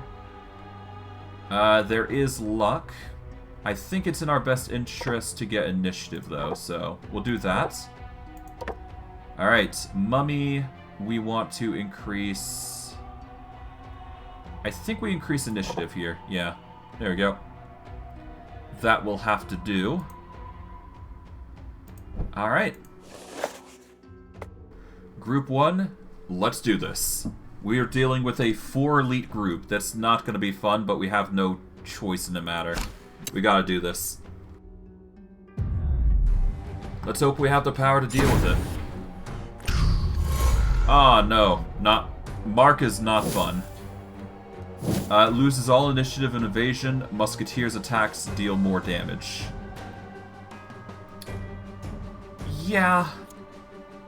We want to get rid of that. The mark dispels when the target moves.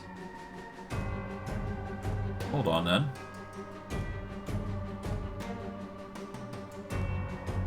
Can't I just do this then? Strength through there we go. pain. Okay, so that way the evasion sticks. That's good. We're going to use the evasion cloud here on you. We are then going to use Dark Gate here. Alright, that's a boost to spell power. Nice. We'll use Grand Deception here to boost our evasion high. Nice. That's a double miss, and that is a hit, I do believe. Yeah. Alright, time for vengeance. Aha! This will be your end. Alright, we've got the insanity. He's got berserk, it seems. Not fun, but that's fine.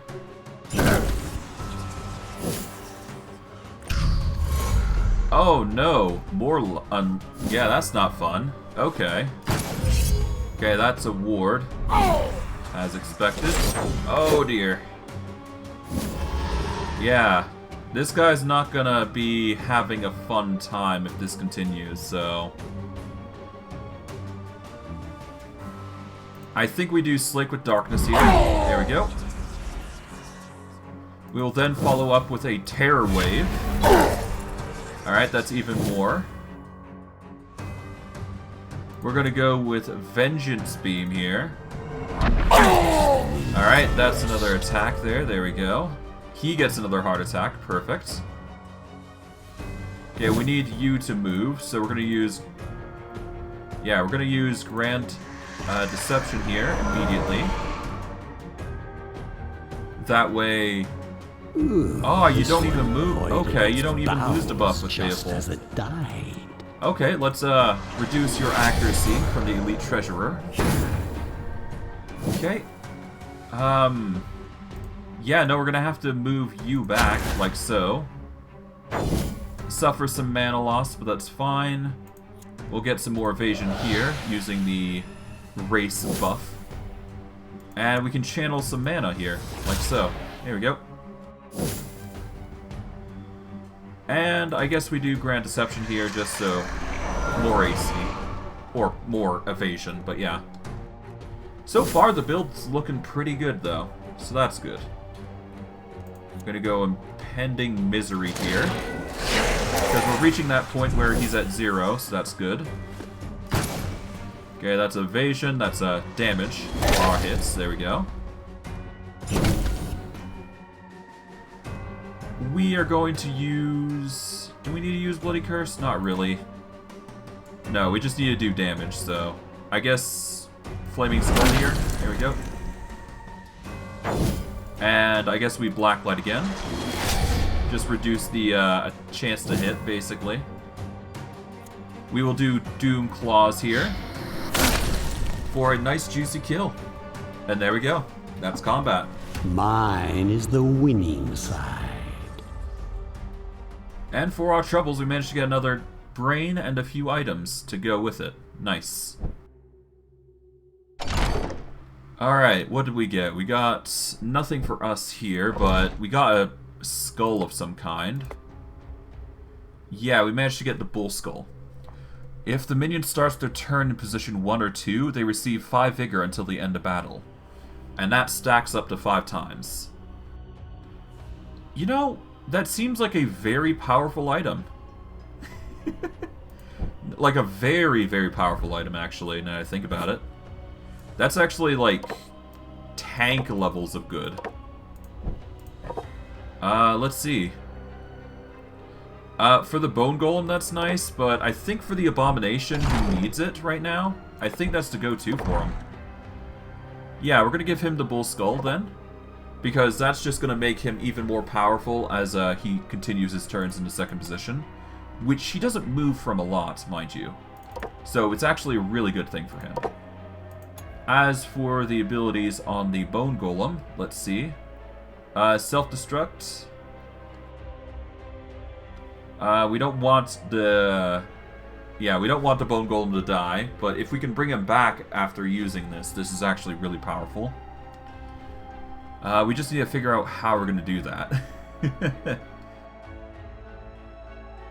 Mutilite. Interrupt stances. Target loses 1 attack for every 8 vigor points the Bone Golem is missing for 2 turns, or more damage with Maim. Destroy. Let's see.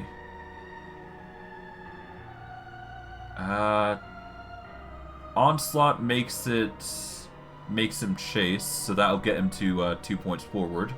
But Nefarious Engine does that for me anyways, so... I think we want Terminate, that deals more damage with 6 vigor per loss. So that's there. Stat-wise, pretty fine already. Really, Block and Ward is going to be the go-to for him. Headhunter is already established. We want to focus on attack, but we'll get Evasion more. It's the same with the Bride. Evasion currently is the go-to, but I digress. We're going to stick with Group 2 for now, and we're going to start attacking with them, basically. We get a nice juicy amount of Digger Souls for our troubles. And, well, after I set these guys up, I'm going to set up the Shades here. And we will set up the Wraith, so they can get experience. I just need a Fallen Dhampir, which will be unlocked at the 3rd stage of the areas, so that is something for us not to deal with right now. We'll definitely heal up the mummy, though, while we wait. As for what we upgrade from here, I guess we upgrade the Dead Lake, because that is the... Oh no, it costs 100 for the Dead Lake. We can definitely sacrifice the zombie, though, and increase the excavations. Unholy masonry. So we'll do that. Get more parts, basically. Now for Group 2. Let's do this. Battle. Haha! Time for combat. Okay, just instantly go for the Bride, I guess. Okay. That's annoying. Yeah, no, I definitely need a taunt for either the Bone Golem or the Abomination. One of the two is going to be necessary here. Okay, we're going to use Flaming Skull on the Musketeer because it's the most annoying. My friend. We'll then follow up with Splintering March here. There we go. That's some blocks, but damage. Okay, I think we go for the Jagged Hook here and drag up the Musketeer. Just bring him to the front and stun. Goodness knows we need it because of the Bride's suffering, of course. Yeah, no, we need blocks and wards. That's probably gonna... It's probably gonna hamper us if we don't do that.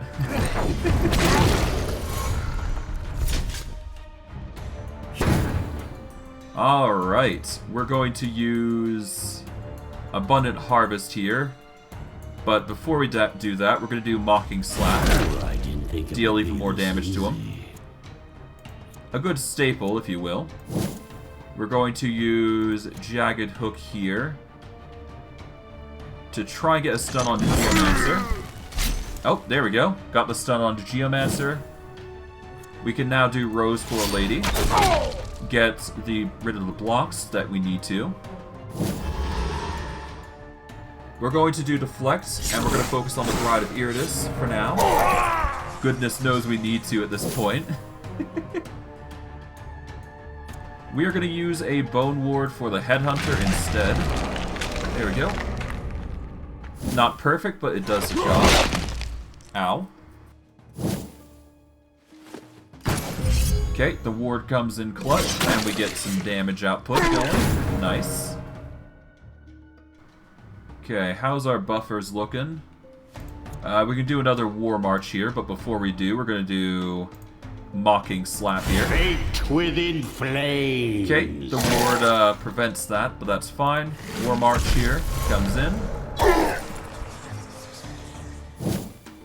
Okay, we can go with Terminate if we wish.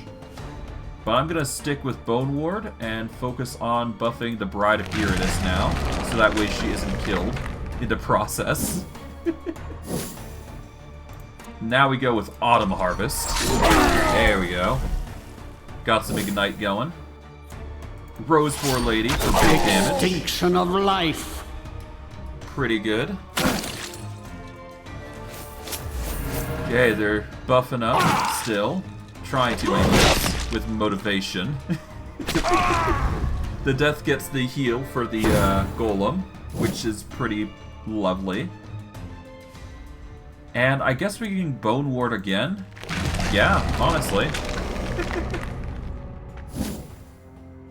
The Bone Golem doesn't take any damage, so that's really just... It's working in our favor here at this point. We're gonna stun the Treasurer here at this point. And the Ignition will definitely go for the kill, obviously. Let's see. Deals an additional 50% damage if target's on fire. We'll go for the kill there. And we'll just slice up this guy right here. There we go. Nice. That works. Another step towards my eternal kingdom. Alright, for our troubles, Raven Feathers and the second Slipper for the Banshee. When receiving damage, the minion gains 4 evasion until the end of combat. Okay, so if we are ever hit in combat, then it triggers. I'm gonna stick with Group 2 for now, because I'm actually quite enjoying their camaraderie. And let's see. We will need a Dhampir to upgrade to the 4th, so instead we're just gonna focus on the Lich here. We'll upgrade the Iratus statue now. Get to rest. We will need to get a Vampire in here, so that's gonna require 100 points.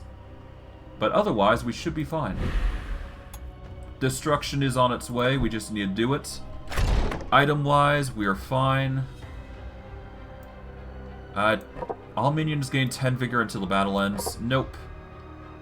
Honestly, we're gonna stick with the Void Pendant, I think. We're gonna sell this.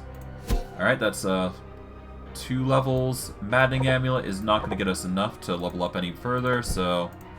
yeah. Group 2. Here we go. Here your army comes upon a true bastion of dwarven technology. A makeshift factory so massive, you wonder how they even managed to carry the materials into these caverns. But such questions matter little. What matters more is to raid this structure, to stop the dwarven weapons production. The various workers seem rather ill-equipped to fight your army, so you expect an easy battle, when suddenly, one of the dwarves breaks away and runs towards a mechanism meant to trigger the alarm.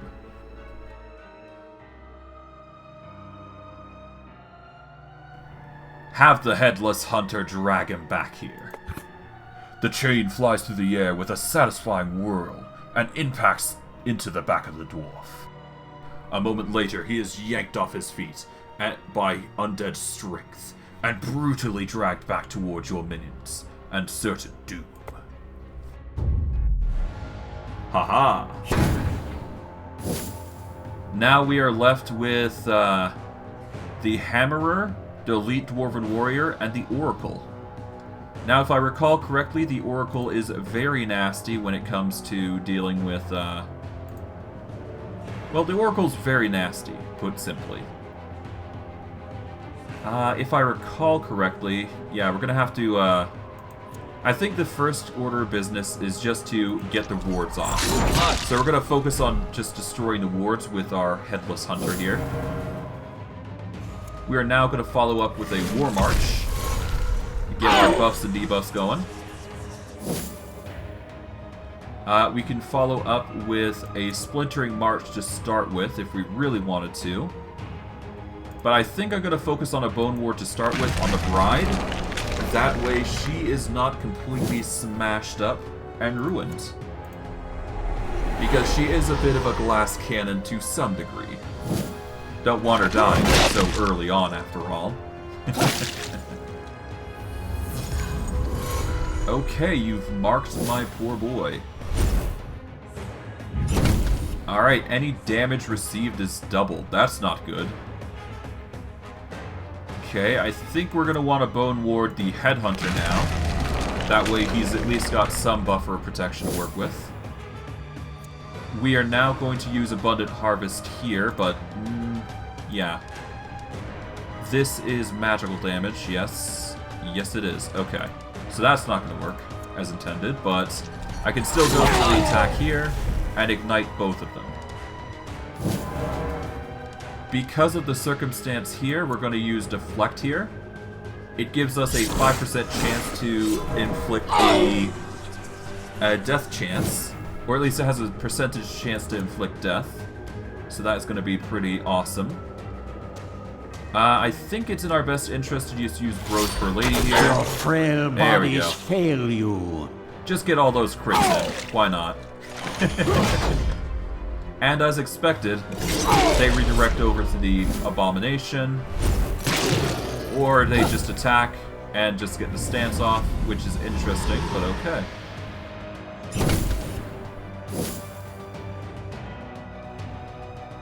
Okay, I think we're gonna go with, well, let's see. Dual Slash attacks 2 random enemies, dealing 25 to 41. I guess we'll do this. More damage, the better. And yeah, it deals true damage, so why not? Okay, we're gonna go with Hunger for this.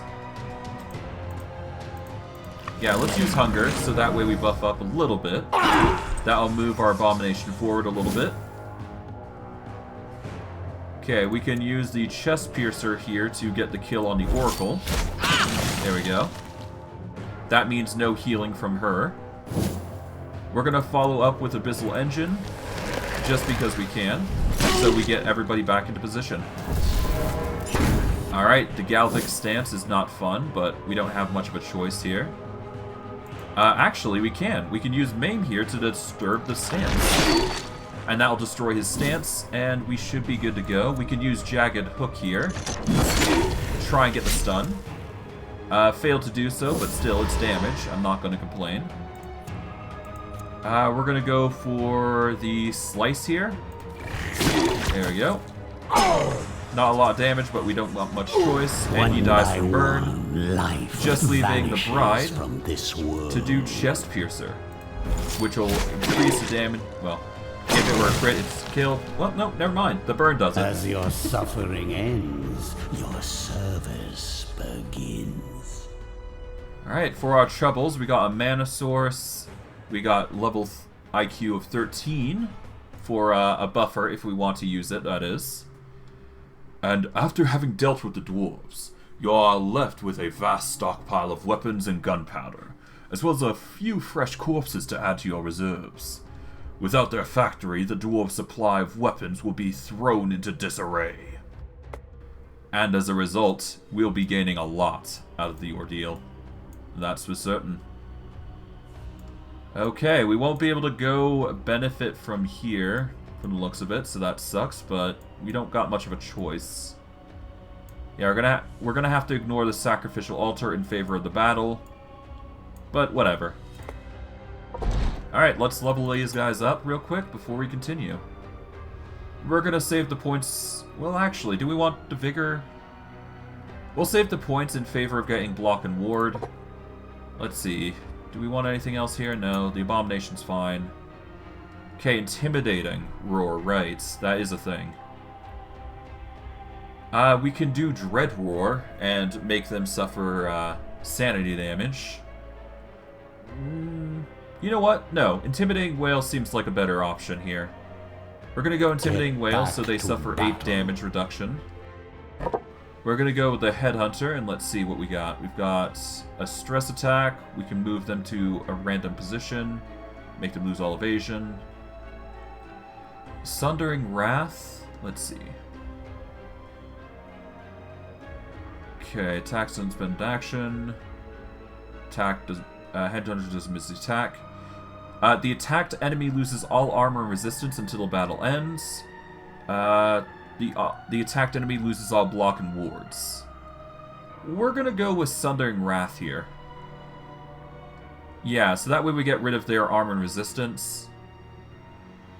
Yeah. Gonna go Sundering Wrath so that way we get rid of any protection the enemy may have, which is convenient for us. As for damage output, we're gonna go with Flames of Eternal Love, I guess. I kind of wish that it can go to the 4th position, but that is not an option, sadly. But hey, we can only do so much. Let's see. Critical hit will stun the target for 1 action. Whenever an enemy moves, deals 60% physical damage to it. Or rather, 60% rather. Bride gained 33 evasion while in his stance.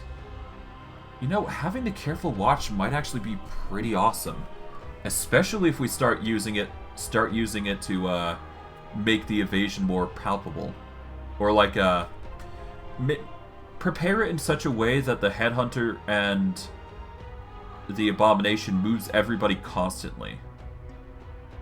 Wait, hold on. You know what? Let's try it, actually. Hold on. Let's use Deadly Watch here. Prove yourself worthy of my investment. Let's see. What do we want? Do we want Nails of Pain? I'm tempted. Raven Feathers, we get Evasion. Nails of Pain. Let's go Nails of Pain, and we'll get the Wedding Gift. That way we've got 70% critical damage coming from our weapon. And we got a chance for it to be even more devastating. Headhunter, we'll just boost up, yeah, I guess we boost up accuracy a little bit. We'll boost up luck, because we can. Not sure if this is the best results, but I'm really curious to see if this works as intended. But we'll see. Okay, we can upgrade some things while we're at it. Let's upgrade the Headhunter here. Let's see, we got 6 stats to work with. We'll get some more evasion. Alright, we got the Bone Golem, we got the Abomination. We're gonna go with the Bone Golem, we'll get him some better bones. Gonna boost up his HP to 200, his luck to 15. We can get him some new skulls while we're at it, so might as well. There we go. We're gonna boost up accuracy by 2 points, we'll boost up his resistance by 1 point, and maybe boost it up to 2 while we're at it. Just in case. Abomination, we can get this. We'll equip that. Yeah, we've only got uncommons now. We can get uncommon armor for the Headhunter here, which will boost up accuracy. We can get uncommon weapons, so we'll do that while we're here. There we go. That's more accuracy, and we will boost up the... I guess resistance? No, let's increase armor. Why not? And the Bride, she has blood, she has bones, hearts, but the blood is the only thing we can increase currently, so we'll just increase luck. Alright. It's an odd situation to be playing into, but whatever. I'm quite satisfied with the results that we're going with right now. Let's just hope the bride can last, actually. Before we do we need this? Will it get us a level up, though, if we do this? No. What if we sacrifice this? Do we need a Skull Torch? Not really. Alright, Liquid Desolation. There we go. What if we sacrifice everything? Absolutely not. Okay. Alright, we're gonna go with group 2. Hopefully that's enough. I'm quite confident. Not completely, but quite confident. We'll just have to see if it's worth it or not. Okay, they're doing the debuff immediately, it seems. Ow. Okay. Okay, we can get rid of the resistances on the Hammerer, it seems, though, so that's good. We're gonna need to get rid of the blocks, though, so that is something we will need to do. Okay, I guess we go with Abundant Harvest to start with, then. Clear up the enemies so we don't have to worry about their blocks. Alright, War March. That'll help us quite a bit. Okay, we're gonna go with... Do we Rose for a Lady, or do we go for something else? Alright, we're gonna do Adore Him here. There we go. Alright, the Abomination goes for Splintering March here. Clear as much... Just clear as much block as we can, essentially. Okay, moves target to a random position. Mark selected target. No, we're just gonna go with Abundant Harvest here. There we go. Now, if I am right, and this works, we use Deadly Watch here. That'll give us some evasion to work with. And whenever an enemy moves, I guess if we force it, it should work as intended. You're currently in a stance. I do not want that, so we're just going to quickly destroy your stance here. And now, if we do Intimidating Wail, we're gonna quickly, yeah, we're just gonna do this real quick. Oh, right, Ward. That's not fun. Ow, okay.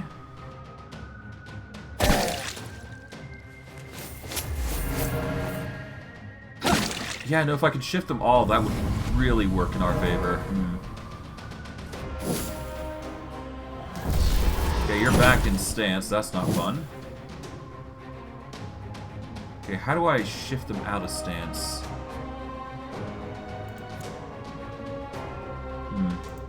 Let's use Jagged Hook here. Why not? Alright. You go forward, you get hit. Okay, if we do Intimidating Wail again, then we should be fine.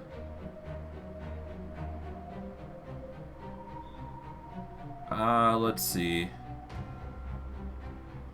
Yeah, I guess we use Intimidating Wail here. There we go. That's awarding a debuff that sends them all around. At least one of them, anyways.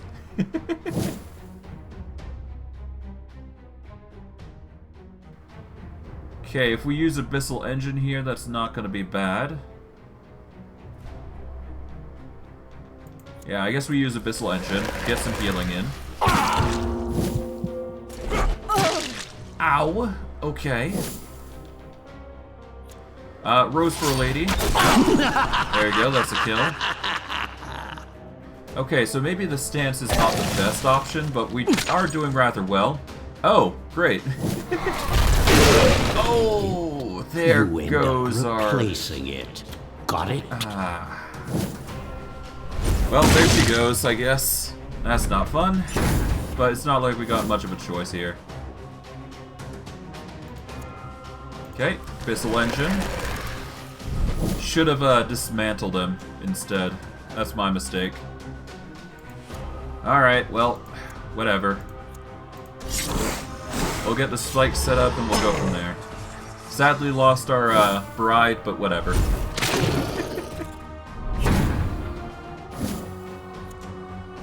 Okay, we're gonna go with Bounty here. There we go. Nice big old damage amount.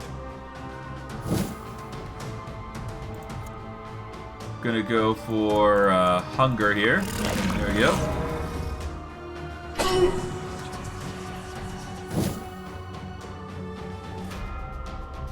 Okay, we're gonna go with Bone Ward on the Abomination here. And I guess we'll see what happens.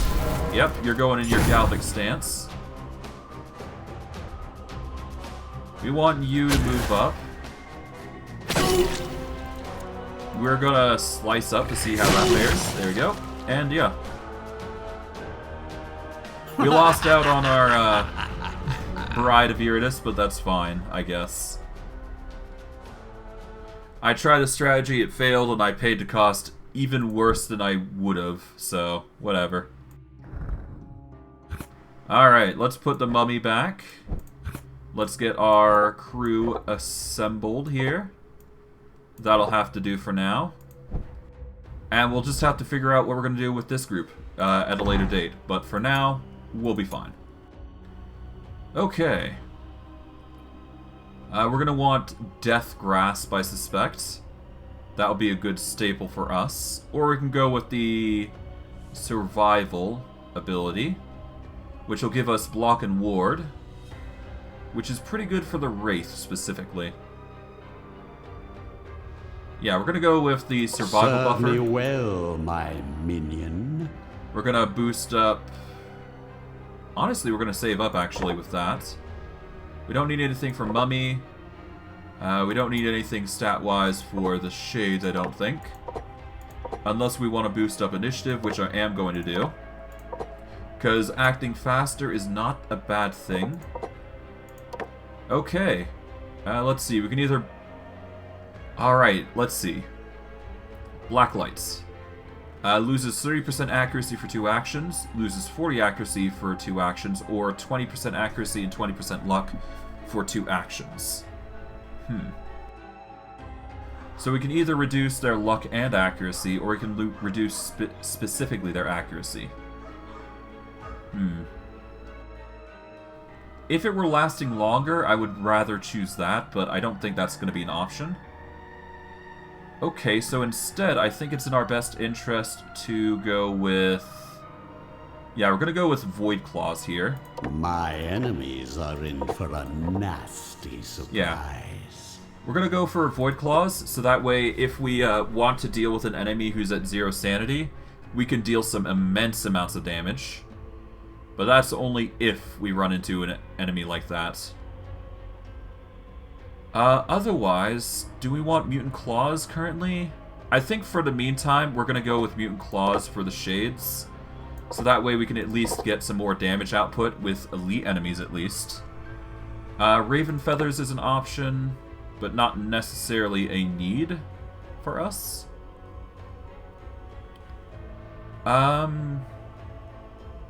I think I avoid the Raven Feathers for now. I'm not sure who's going to get them, but they'll be given to tank, I'm sure.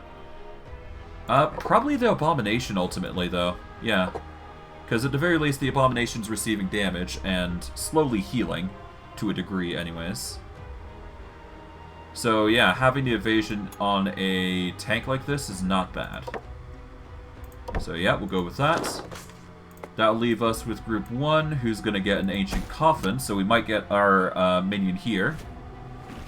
Oh no, but we do get a Jester's Visage immediately after. Curses enemies for 2 turns when using minion, or when a minion uses abilities. Deals 6 stress damage with AoE, deals 15 stress damage with single target. Jester's Visage. More for me. I don't think I need to discuss this. The Jester's Visage is going to be an absolute must. We're going to give this to the Shade here. We do sacrifice to Mutant Claw, unfortunately, but that's fine. As long as we get the Visage, that's perfectly fine by me. And now we're dealing with a group that's entirely composed of physical. Great. Okay, that's not going to be fun. But it's not like we got much of a choice, now do we? Okay, well, we're just gonna have to make do then. Alright. Well, at least we got some physical, so it's not a big loss, but dang. What a time. What a time. Okay, we're gonna start with Flaming Skull, I guess. Yeah, we're gonna start with Flaming Skull here. Ah, absorb resistance immune. Okay, so... Ah, that's annoying. Oh boy. Okay, I guess we're gonna start with black light here. Let's see, we're gonna target the back one first, because that one goes first. There we go. We're gonna use Grand Deception here. That way we got the AC buffer going. Alright, this one has the buffer, I do believe. So we're gonna go Ectoplasmic here. There we go. That'll make the miss chance 100%. Alright, we're gonna do, we're just gonna slowly whittle down their luck. At the very least, the luck will reduce their attack rolls as well. And that's a permanent buffer, so that's a good thing to keep in mind. Okay, that's 4 misses, which means more damage. Okay, we're gonna go with black light here, and we're gonna target the one here. Alright, that reduces 85 accuracy. Okay, we're not gonna get much in the way of damage output, but we can reduce luck, I suppose. So, let's see. Let's use Dark Gate here. That will increase the chances of increasing the amount that we do. So we're going to do a Blood Curse on the one in the back. Hunger. That is a 50... Yeah, negative luck on a target increases the luck of the attacker. Yeah. So we're going to get more chances to crit, basically. Okay, we're going to go with Ectoplasmic Cloud here. There we go. Obviously, you're going to be targeted, naturally. Me to the dark. Alright.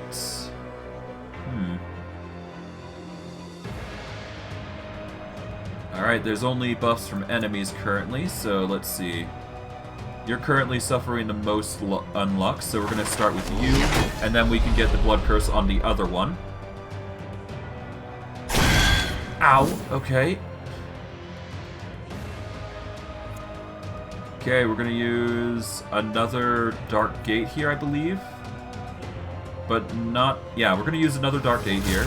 That'll give us even more Blood Curse to utilize, which will burn up to 71 here. Grand Deception comes into play. Hopefully it's enough of a damage bust, or a booster here. We're gonna go Survival here. Get some buffer going. We're gonna use Agile Grasp now, and we're going to reduce your luck.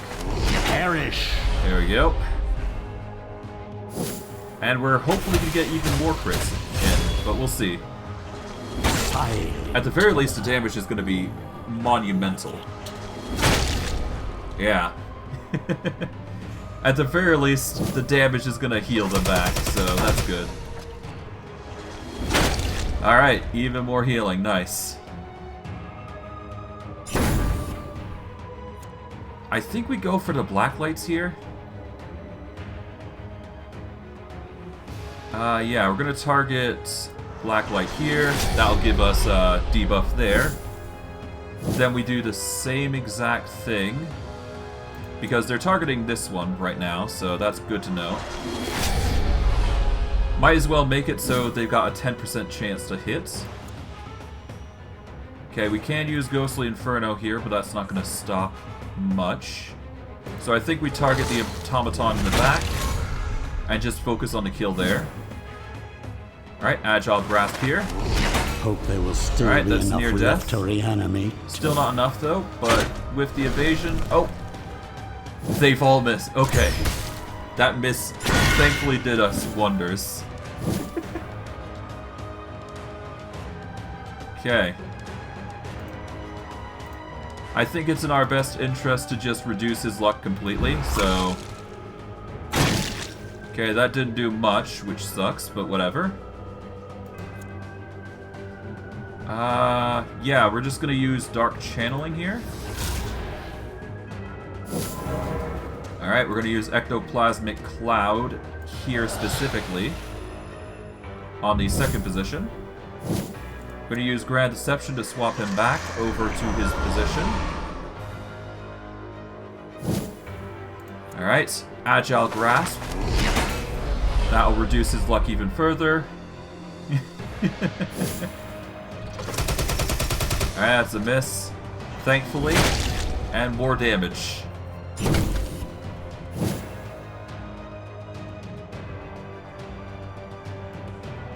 Okay, I don't think we can do much here, but we can certainly do Mocking Slap if we wish. Or we can do Cursed Doll, which I'm probably going to do. We'll do Dark Gate first, though.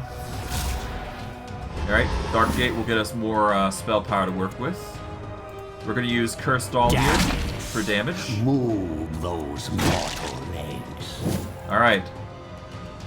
He's already got 100, so we're going to just quickly debuff his accuracy. We need to debuff it after all. I'm going to do Survival to get closer again. There we go. We're going to go Agile Grasp once more. That'll bring him down to 91. Still be enough left to reanimate. Unlucky. Or minus 91, rather. Okay. The ward thankfully protects our good boy here. Okay, we use Grand Deception once more. Get him back into position.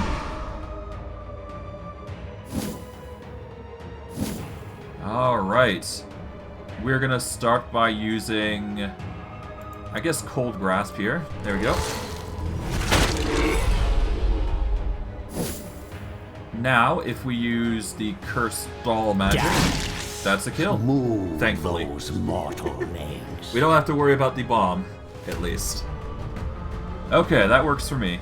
We got a satisfactory sort of situation. Still doesn't change the fact things are wacky like crazy. But yeah. Alright. Artifact-wise, we got some nice items. We got a ring that removes all buffs from an enemy and restores 5 mana for each buff removed. We got a hook that deals 8 physical and 8 stress for whenever an enemy moves. We can reduce 20% of accuracy, which is actually a really powerful move to grab. We still need to set up a minion for this group here, so we're going to have to figure something out. In fact, I could probably make something, couldn't I?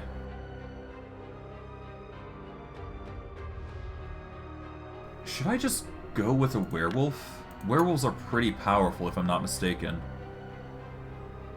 I will lose out on the Tear Up ability, but I can easily make a third slot werewolf possible. Or a fourth slot, even? Third slot would be preferable, but anything goes, I suppose, right?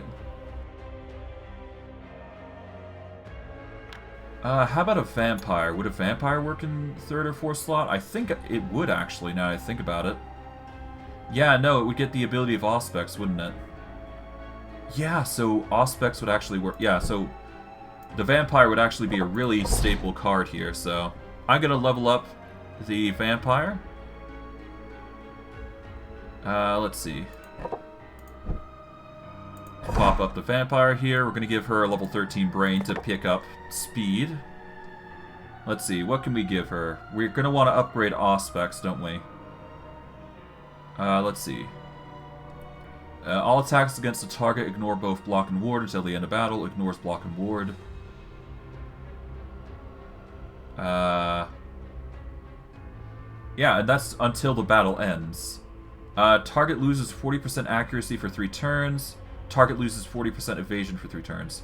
We're going to reduce their accuracy like a crazy amount. Okay, we're going to get that. So Grand Auspex is actually really powerful. Let's see. Bloody Offering. I do believe Wrath is more important here, so we're going to grab Hypnosis. I expect results. Okay, and we can choose one more. We can either get the Stun, or a critical hit can stun, or we can get a critical hit deals more, or 225% damage instead. So it's basically a 25% damage boost, or a stun. Blood Salvo. Let's see. Returning Strike returns us 1 slot back. Deal 45% damage to the enemies on a chosen position in the next position in line. Or we go with the single targets. Because we want her in the 4th position, we're probably going to want her to just deal single target damage, really. Yeah, single target. My enemies are in for a nasty surprise. Alright, stats-wise, we're just going to boost up her attack like crazy, and then increase anything else in evasion. As for her abilities, if we can upgrade them, the most we can do is the blood. So that's enough to get us some luck there and accuracy. Alright, that'll have to do. We are up to 99 Digger Souls, so we gotta keep that in mind. We need to heal the Shade, so that is our best goal right now. So we're just gonna do that. Move the Shade here. And we're just gonna have to hope this group is enough. It's not the perfect solution, but it is a solution nonetheless. Alright, time for the battle here. Let's hope these physical groups are enough. I might have to level up their brains, though, if they're not enough. We'll have to see. Okay, that's pain. Let's see. We're going to go with... do we go Flaming Skull? Yes, we want Flaming Skull for the... Oh wait, no, actually, no. If we do Abundant Harvest here, we can target these guys all and ignite naturally. That'll give us the option to use Mocking Slap here and deal an additional bit of damage against the Heavy Flamer. We will then follow up with a Bone Ward for our pretty Abomination. Give him some defenses to work with, basically. We then follow up with a War March to reduce their defenses and initiative for our favor. Okay, we're going to want to use Hypnosis here, but first we'll use Bloodthirst. And that way we can use Berserk, I think, as a magic attack. Let's see. That'll reduce the HP of the Heavy Flamer 50%. That is a swap. It sucks, but whatever. Okay, Turtle Advance. Interesting. Okay, that's damage for all. That's not fun. You are going to be annoying.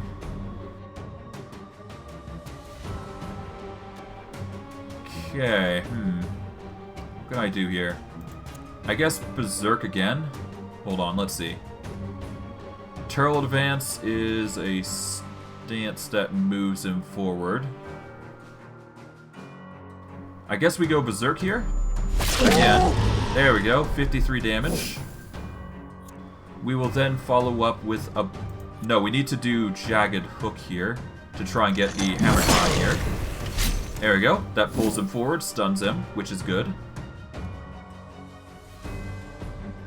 And because this guy is burning, we can actually use the spell here. That'll get the kill. Flames. And we can now use the Splintering March here. Get rid of some block. Let's see. Enemies in chosen position, next position move. We are actually going to go for the... I think Intimidating Whale? No, we're going to want Deflect on the Headhunter just to be safe. Because at the very least, the Headhunter can deal with the block somewhat. Ow! Okay. Pain. Abomination is suffering. I kind of wish he had that Devour ability, but we don't have that, so... Alright, we're going to drag the Geomancer in. There we go. Get him stunned, after all. Okay, we can go with Terminate. We can go with something else. I think we want to block up the Headhunter here, so we'll do that. Get some defenses on his butt. Okay, we can do a War March here, which wouldn't be that bad of an idea. Bloodthirst, Raven Feathers, and Bull Skull, yeah. War March first. There we go. Okay, before we do anything else, I can do some big damage here. I actually want to get rid of his ward first, so let's go with a cheaper option. Let's see, if Sorrow's 6 mana, so yeah, we'll do this to get rid of his ward. Hope. Alright, there we go. Bloodthirst does not stack, unfortunately, but if I could, I would make it stack. Let's see, accuracy. We want to get rid of that, so... Well, do we need it to? Not really. That's more of a boss thing.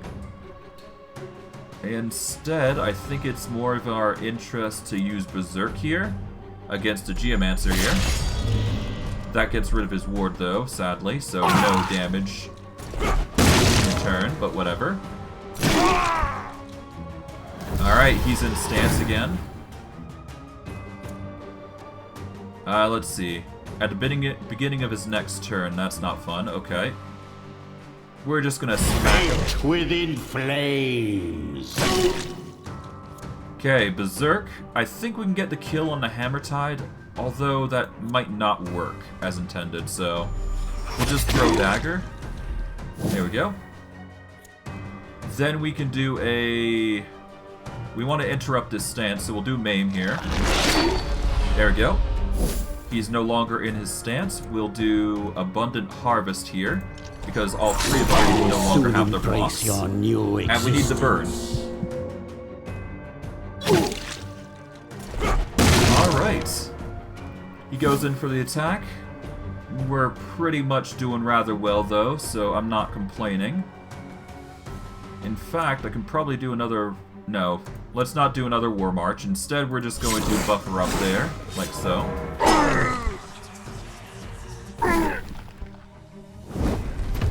Alright, the defenses go in, but that's enough burn that it's just not going to matter. Okay, we're going to go for the bounty on the Berserker, get the kill. That gives us a ton of healing, which is nice. Now we're going to go for Terminate on the Geomancer. Hope that's a kill, which it's not, but that's fine. And honestly, I'll just use Cursed All here. Ah, nuts. Well, the damage... Apparently it did enough damage that it works. From mortal kind. Alright, I'm not sure what killed it, but whatever. Not my complaints. It worked out in the end, so yeah. Alright, for our troubles, we got talents here. Let's see. Ah, yes. Skullfall. Deals 24 magic damage to all enemies, and sets them on fire for 3 turns, dealing 12 plus 10 damage per turn.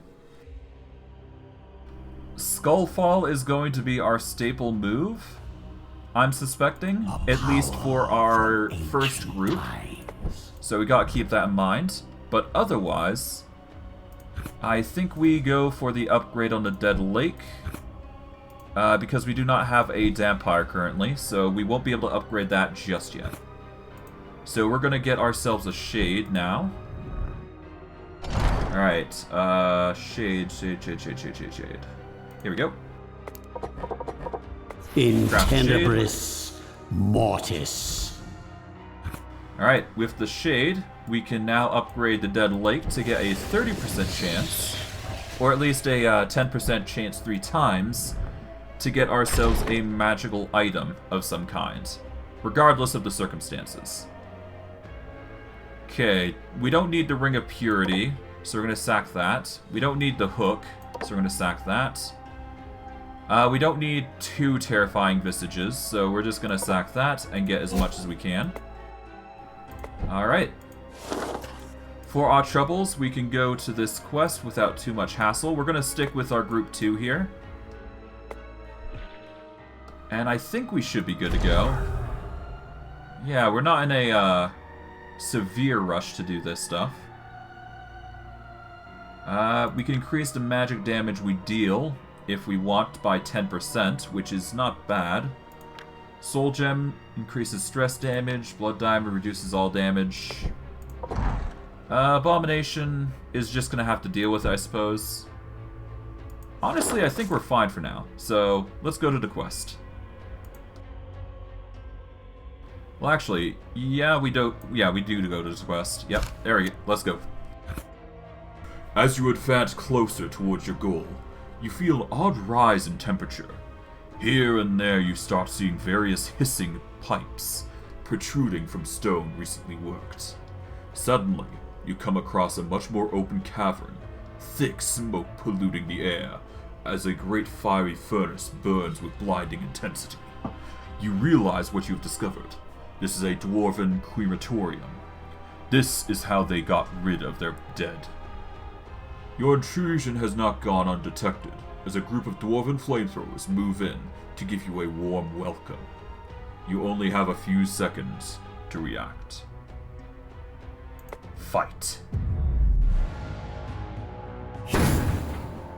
Alright, we're left with some elites here, which is not going to be fun, but we are capable of dealing with this sort of threat if we play our moves right. So we're going to start by dealing with the elite berserker here by getting a stun, if we can, which we don't. Instead, the attention focuses on somebody else, which is not fun. We'll go with War March here, though. Get the debuffs, get the buffs going. That's going to help us ultimately in the end. We can do a Grand Auspex if we so desire, but I don't think that's the way to go. Instead, we're going to use Vigor here. Get some more Wrath to work with. We're going to use this chance to get ourselves a Splintering Mark. Right? Still not enough for us, but whatever. The wards and misses will do us plenty of wonders. And especially if they start focusing on the Bone Golem, which is the intended target. Alright. I think it's in our best interest to use Mocking Slap on the Elite Heavy Flamer. So we'll do that. Flames. We're then going to use Bloodthirst on our Vampire, so that way she gets some healing to work with. Goodness knows she needs it. And thankfully, she seems to use another move, so we're going to go for the Berserker here. Get some damage, take some damage. Just how the cookie crumbles. We are then going to ward up the Headhunter here, who needs the ward more than the Abomination. Alright, we're going to go with the Abundant Harvest here. Risk the potential of getting a kill here, but whatever. Okay, that's a miss, thankfully. Works in my favor. Okay, we're going to go with the Slice here. It's not going to work on the Elite Heavy Flamer, but it will work on the Berserker without too much hassle. There we go. Just take advantage where we can, basically. Thankfully, the buffer is going to work in our favor. We're going to take more damage because of the Ignite, which is not fun. So, now we can get the bounty going, at least. As for who we target, we can deal 78 to 128. So it's a guaranteed kill on the Berserker, but not so much on the Elite, so we're going to go for the guaranteed kill. There we go. Okay. Thankfully, the Headhunter is doing rather well. And that might be a kill for our Vampire. Congratulations. Rip. You entertained me. Okay, yeah, no, that's not fun. The Elite Heavy Flamer just killed us. That's great. Okay. We're going to go with the Cursed Doll here. Let's go for the kill. And yeah, now we just got you to deal with, which is not fun. We'll go with Bissell Engine here. Get some healing. Okay. We're going to have to do... I think we're going to have to do Hunger here. There we go. Not enough to deal with what we got. Yeah. We're probably going to die here, to be honest. So we're just going to deal damage here. Okay, and I guess we just do Slice. And just hope that's enough to kill, which it is. Thankfully. But we have lost a Vampire, which sucks, but whatever. That will wash away your pathetic I'll just deal with it. It was a difficult fight, but you managed to outmaneuver the dwarves and their relatively simple weapons. With no one left to oppose you, you left your minions to search the building, finding plenty of corpses that were not yet burned. More importantly, however, you shut down this facility, making sure that there is no chance for your enemies to deny you your precious treasure. Sadly, our group here has suffered some severe losses, so I will have to keep that in mind, but hey, whatever. We got our minions here, we'll be fine, but we're definitely going to need to do some mending here.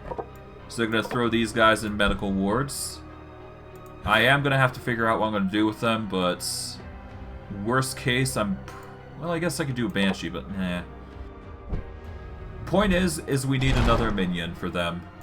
At this point, I'm half tempted to get the Dark Knight in replace of the Abomination, but I'm not sure yet. One of those things where you're just not sure. But I digress. In fact, honestly, I'm considering the Dark Knight in this in Group 1 because of how good it could be. But, whatever. Skeleton, no. I mean, maybe. Yeah, no. Skeleton's not good. Zombie would be the next best thing. I'll have to think about it. I think it might just be another Bride of Iratus as the go-to, but I digress. I just want to try new things. That's all it comes down to. You know what? A Ghoul. Let's go with a Ghoul. I mean, there's buffers, there's Savage Instincts, there's Butcher. I mean, it could work. A Ghoul could work. Why not? Let's try it. Remember to not drool over their body parts, hmm? Alright, well, for now, let's level up the Shades and whatever else, if need be. Okay, Mummy, Wraith, nope. Nobody needs to be upgraded there. We're definitely going to throw the Bone Golem in here. We're going to upgrade the Ghoul real quick first, before we do anything. We'll give her a level 13 Brain. We will toss her into the arena. There we go. And I guess because we can, because I'm bored, I'll throw the Reaper in. Just so we have somebody doing stuff. Alright, let's go back to the map then. Anything in our inventory that we need? Not really, nope. We're fine with the power, so we'll go from there. Group 1. Do we need to do anything here specifically? Not that I recall. Yeah, no, I think we can just go straight to the boss here by going through the cultists. And we'll get the fountain. I'd rather get that than the soul spring and the ancient coffin, to be honest. So. Alright, do we want to change up anything? Sanity, we do reduce that quite a bit in the Group 1. I think our mana's a bit low, so we'll do that, and we'll get the Maddening Amulet. Well, no. We'll keep to the Void Pendant. I'm quite happy with that right now. Alright, Group 1. Let's go. Until we get something that actually physically helps our group, I'm not too worried about anything. Okay, I think we go for the haste first. There we go. That'll help our group rather well. We're gonna go with... I think we go Blacklight here. No, we go Grand Deception to start with. Just to be safe. Okay. We're going to go with Blacklight here, and we're going to target the first one who's concerning, so we target the Musketeer. There we go, so that way he's not going to suffer, or we're not going to suffer too much. We're going to go Ectoplasmic Cloud, and we're going to target the Shade here, I believe. Because he has the Jester's thing. Okay, the ward goes off, but that's not enough. Alright. Let's start with the Vengeance Beam. Get rid of those wards. Or try to start getting rid of them. Alright. Now we go for the Provokes, naturally. Alright, double blocks go through, but that's fine.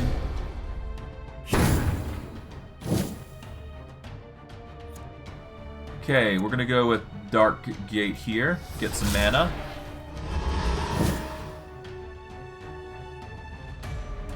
Okay, I think we can get away with... Yeah, we go with Slake with Darkness here.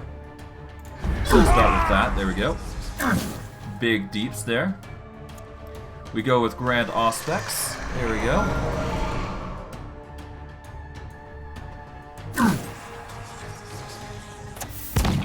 Okay, he goes for... Apparently he's going for the Wraith, which is not good. But whatever.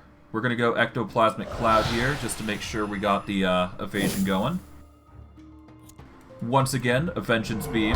My kingdom That way we get even comes. more curses going. And of course the crits are also going to deal even more, which is nice. Okay, damage comes in, get some healing per course. Alright, he's gonna get damaged twice with magic. Yeah, it's working our favor. That's for sure. Ooh, that's painful. Okay. Okay, we can go with another Slake with Darkness here, I think. Yep. There we go.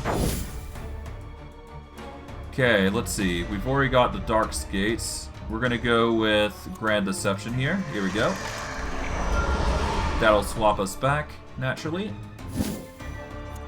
We are then going to use Black Light here, and we want to target the one who's most likely to hit. Target the Musketeer, I suppose. Alright, you're going to be in front, but you're feared like crazy. Ah! You did the mark. Not fun. That's basically kills. Oh, pain.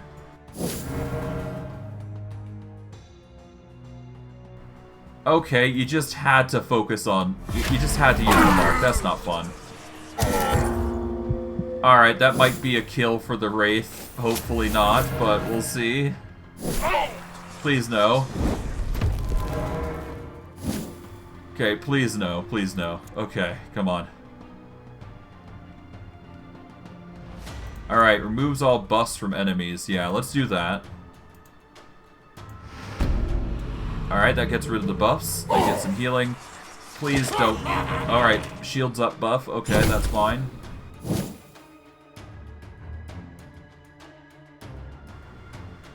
Okay. Restore. Alright. Right. That's...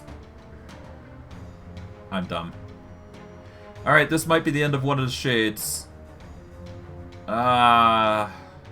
Great. That's my mistake. Okay.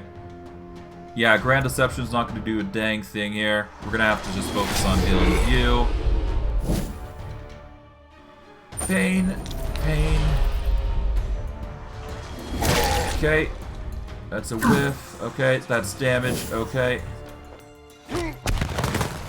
Okay, a debuff again. But that's still a kill. As worthless Okay. as you were in life, you will be worth something in death. Alright, yeah, no, I just need to go all full offensive. I need to basically kill everything here. Otherwise, things are just gonna get way worse. Alright, panic, panic. Vengeance Beam immediately. Okay. Okay. I nearly came out of this with a bad situation. Actually, it still may be a bad situation now I think about it. You know what? To the back. To the immediate back. Run. Heart attack does it. Okay. Mop up the gore. I'd hate to see plants using it as fertilizer. At the start of battle, increase damage dealt by 0.1% for each available part in the Chamber of Iratus. That was really... I was really playing with fire there. Ooh, that's not fun. Alright, we're gonna take out the you there. We're gonna put the shade back. We're gonna keep you there. We're gonna take out you, put you, the headhunter, in. And now we just gotta wait on... Well, actually, no, we gotta bring these guys out, actually. Hold on. Bring you out here, there. Bring out the Abomination. And I guess we put in... Yeah, we put in the Wraith, the Mummy, and the Shade in for now. We got 75 points, which we can use... Or no, we got 73 points, so we got to use 50 points somewhere. Okay. I guess we can use it on the Boat of Wrath, but I'm fine with that, honestly. So, yep, we got a physical group. Abomination's fine. Headhunters got fine.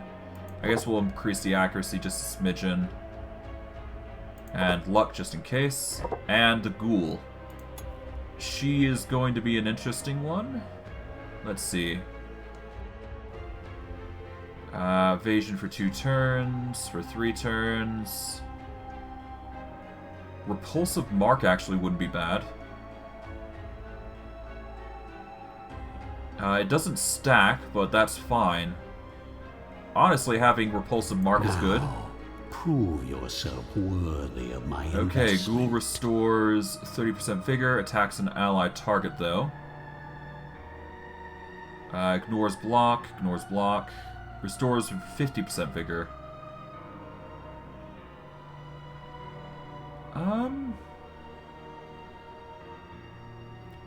Attacks target ally. Ooh, actually, if we go with the Ghoul, then we can actually take advantage of the Bone Golem's healing then. That way, the Ghoul's not going to go down really quick. Okay, Savage Instincts. Let's see. Deals an additional 4 to 5 damage for each buff on the target. 3 to 4 on the target, but crits deal more. Butcher. Ignores block. Deals 68% more damage. Or deals 68 more damage with targets with less than 50 vigor. Or target loses all block. Serve me Lose all well, block is good. my minion. Let's see. What else? Deals an additional 4 to 6 for each buff or debuff on a target. Crits basically more. Okay, so we either deal 4 to 6 more damage, or we go with 3 to 4. I'm going to deal 4 to 6 more. My enemies are in for And a let's see, nasty digest. surprise. Fully restores Ghoul's vigor. Does not cost an action. Removes all debuffs from the Ghoul, or Ghoul receives plus 15% vigor until the battle ends. So basically, either she gets more tanky, or remove all debuffs. I think being more tanky is more beneficial, so we'll get that. To battle. Assuming we use it, that is. But we're definitely going to take advantage of the attack buffer, I believe. So what we're going to do is we're going to beef up evasion like crazy. There we go. And get some buffer for damage, I suppose. As for buffs... Yeah, she doesn't get much, so whatever. Alright, that is as much as we can do for our physical group. Unless we can give her some items real quick. We could go Spider Mandibles if we really wanted to, but honestly, I think she's just going to be buffing with Repelling Arc. Because having the evasion, luck, and attack or dread is really good for our group. Let's see. I think that's as much as we're going to do, though, so whatever. Actually, hold on. Could we not use... Yeah, we could use these means to actually increase buffers, couldn't we? Increases all damage by 5%, increases physical damage, critical damage, all damage, stress, magic damage. I'm not in the keen mind to do that. So yeah, let's just go for the battles here and we'll just see what we do. We'll see what happens. Alright. We're gonna start with a repulsive mark on the headhunter here, I believe. Yeah, we'll go headhunter to start with. There we go. Headhunter is going to be dealing damage to everybody, so it's all the Okay, we're going to use War March here. Get everybody a buff and debuff, respectively. Thankfully ignores wards and all that jazz, so that's good. Ah, perfect. Right, we do have this. Ah, but it's not going to work because it's... Yeah, no, it's not going to work as intended. No, instead we're just going to use Splintering March here to start with. Just slowly whittle down everybody's defenses before we use the abundant... Oh, right, this is magic damage, right. Damn it. So, we need to get rid of their warding if we're going to do that. 1,000 years of evolution looks like. Yeah, pathetic. Ow. Okay. Ow. Okay. We're going to give the buffer over to... Well, let's see. Just a bite. Repulsive Mark does not stack, unfortunately, but that's fine. If we do Predatory Instincts, we can move forward. Just a bite. We're just gonna do just a bite here. Some damage there, get some healing. We can either deal 45 to 56, or we can deal 27 to 38 on everybody, specifically. Yeah, let's just get the AoEs. Savor more damage, the better. Last few heartbeats. Especially if we start critting constantly. Okay, Splintering Mark. Well, no, let's actually go with Abyssal Engine here, so that way we move forward. We are then going to use... I guess Deflect on the Headhunter here. That way we got some defense. They're going to try their best to deal as much damage to us as possible, but I think we're pretty good here. Okay, Abomination's going to suffer, but he does get the insta-kill there, surprisingly. And that's a miss, but that's still a hit. Alright.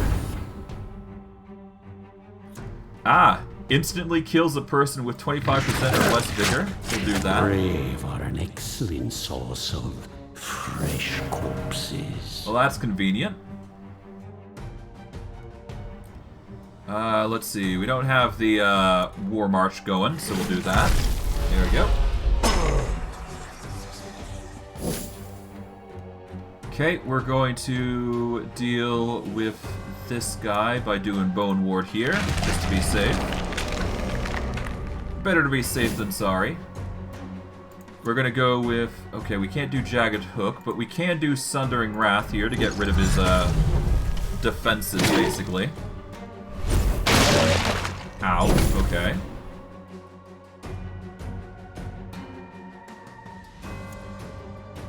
I think I can get away... Yeah, if I do this with the Repulsive Mark, then I can increase the Headhunter's damage as he does his maneuver, yeah.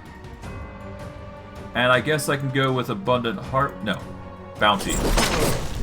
That's a nice juicy crit, and we're good to go.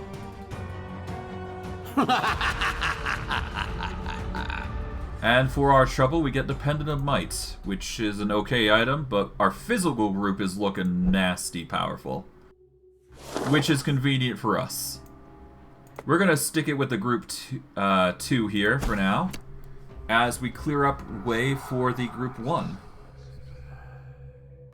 Alright. Pound of Flesh. At the start of combat, the Abomination receives 1 charge of Break and Swallow. Contract of Blood. The Headhunter has an additional 5% chance to kill an enemy with any attack except bosses. Gruesome Snack. The Ghoul receives 1 stack of the Lunch Break effect at the start of battle, or the Stack of Bones. For each 10 points of vigor missing, the damage with the Bone Golem receives is decreased by 2.5.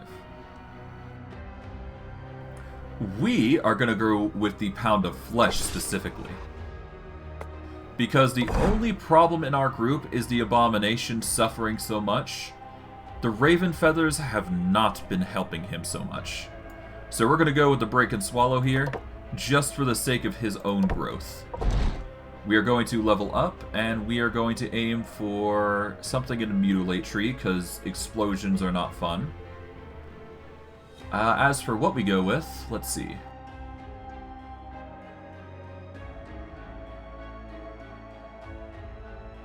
Okay, we're either going to deal more damage or we're going to deal with less attack. I'm going to go with more damage. Rupture is good for destroying stances anyways, so... Yeah, we're going to use these stances to destroy... Well, basically destroy the enemy. We use everything else to our disposal as best as we can. As for the ultimate, we receive a buff that restores 10% HP until the end of combat, which is basically a 16 heal every turn, which is very staple for the Abomination and their abilities. In fact, it's honestly enough that I'm going to increase healing for that very sake, just so the healing's a little bit more effective. But yeah, we're going to stick with Group 2. I think I'm confident enough to use them up until the Fountain of Restoration. So I guess we'll see what we run into. Yeah, here. And see if it's a good or bad fight. Okay, it seems like a pretty nasty fight. Thankfully, we do have initiative on our side, so we'll focus on the Headhunter first. Give him the buffer. We are going to use War March to reduce their evasion and accuracy while increasing our own. Alongside, of course, luck, I think. Alright, Abundant Harvest begins. In fact, I might actually do Slake with Darkness here, just so I can start getting rid of wards. Because that is actually going to help us a lot. Or when we use the Skull Fall, which is literally the best ability for us right now. Although, I guess we could save the mana. There is nothing stopping us from doing so, after all.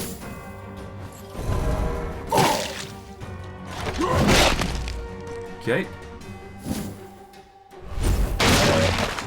Okay, they've sent the Abomination forward while sending our skeleton backwards, but that's perfectly fine by me. We're going to go with Repulsive Mark on the Abomination next. There we go. Just basically start beefing them up, dealing more damage, naturally. Okay. I'm going to go with Abyssal Engine here, get ourselves back to position and heal. We can go with Abundant Harvest, or we can do Jagged Hook. I'm going to go with Abundant Harvest here. Basically just clear up the enemies as best we can. Bodies fail you. Ah, the ward. Okay. Okay, I think it's in our best interest to do Hunger here? Or do we want to do something else? Let's see. Alright, well, we still got wards here, so we gotta keep that in mind. If we get rid of the ward here, I'm not going to be too mad. Oh. Alright, no slacking, apparently. Okay. What do we do? You know, I guess the best option is to deflect here, because that's actually the best... I think that's the best defensive maneuver we can apply here, given the circumstances. Okay. Because otherwise the Bone Golem just... Yeah, the Bone Golem basically takes the hits, so it's not that big a deal. Okay, that's a mark. Okay. Any character that attacks... Alright, hold on. Redirects all targeted attacks and debuffs to the selected target to the Abomination. Oh, your nasty ability. Oh, wait, hold on. Oh, any damage received is doubled. Ooh, that's pain. Okay, let's see. Well, we got Repulsive Mark for one more round, so that's fine. But we're still gonna have to deal with these enemies somehow, so... Alright, let's set up the Abomination here. Or rather, the Bone Golem. We're gonna do a quick haste here first. Alright. We're then going to do War March here, so that way the buffs come in. Alright. We can either go for a bounty or we go for the abundant harvest. We're gonna go for abundant harvest so we get some kills. Will overflow. There we go. Plus the burn's gonna help, so that's a plus. Alright, I think we go for the Dwarven Warrior here. We're gonna go for Rupture though, actually, because we want to get rid of the Galvanizing. That is a painful maneuver. Alright, that deals more damage, which is good. Alright, he's trying to get maneuvers going, but that's not going to work in his favor, that's for sure. Instantly kill a target with less than 20 vigor. We don't have that ability just yet. Okay, so we're going to buff up the Headhunter then. Get him ready to combat anybody else.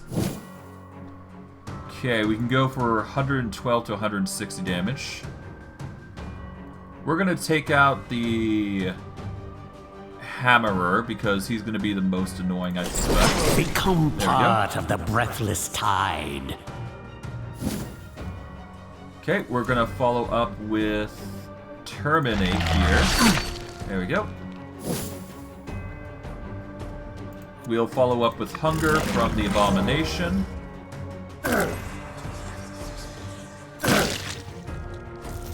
Okay, he's going to do damage all over, which is fine, because that's just an insignificant amount of damage. Can we get the kill? Nope. But we can go for a Repulsive Mark again. Target the Abomination, so we get more damage. And he's got a 50 to 52 damage output, so that's nice. Alright, that's the Abominations now. And now we can go for the last kill with the Bounty. Which is a miss, apparently. Which is not fun. Okay, Abyssal Engine then. Get the boy front. Okay, yeah, he's just spamming smoke now, which is not fun. Okay, we need to now kill you. You're being too annoying. Okay, we get into position. There we go. Alright. Bounty. Done. Took a bit, but we managed. Rather well. You know, if this keeps up, I'll be done purging the world ahead of schedule. Okay. Now that just leaves our main group, who's going to be here. Put these guys together. We are a little low leveled on them, but that's fine. We're just going to put you guys in here. We'll quickly get our Ghoul in the medical ward, temporarily. Alright, let's see. Stats. The Shade here is a bit higher level, but that's fine. Our Mummy friend is going to get more evasion. Our Wraith, on the other hand, is going to get a point into... Let's get some more ward, just in case. As for abilities, the Mummy gets a new thing for his ultimate. And let's see. We can either deal additional 2 stress damage for each point of negative luck the target has, or we can also extend all debuffs afflicting enemies by 2 turns.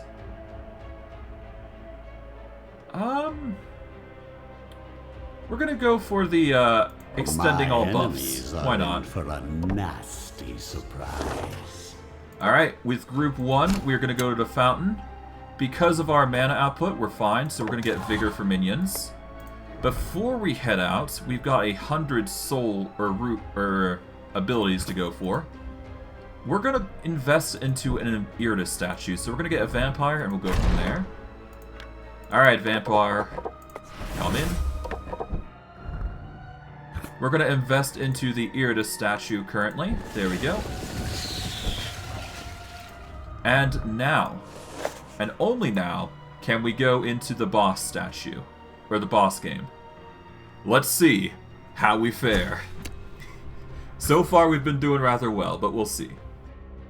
One of the chief sponsors of the mining complex beneath the human castle. He thus bears a great deal of responsibility for freeing Iratus from his eternal prison.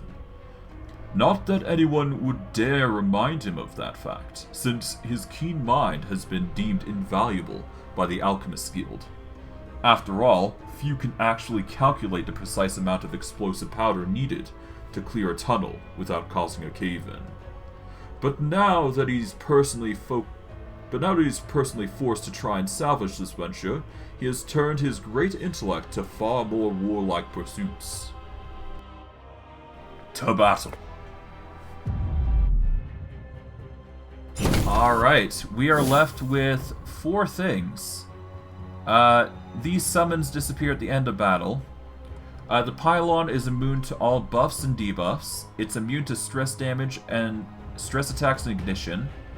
And the inventor loses 100 vigor for each destroyed pylon. I see. He has 740 and 650. Let's see. This one just... okay. I'm not sure which each of these do, but I'm assuming the supportive beacon is not fun. The offensive beacon's gonna suffer, and the defensive beacon needs to be dealt with. So we want to reduce... oh wait, hold on. It's immune to all buffs and debuffs, though, so I gotta keep that in mind. So we have to deal with the inventor by taking out his pylons, while also making him significantly weaker. But we won't be able to ignite these things, so that's the key thing that we gotta focus on. Okay. We're gonna start with the Grand Protection and go from there. And of course we gotta deal with the inventor, which is gonna be a problem, but we'll have to see what we can do. Alright, we're gonna start with an ectoplasmic field on the shade here. There we go.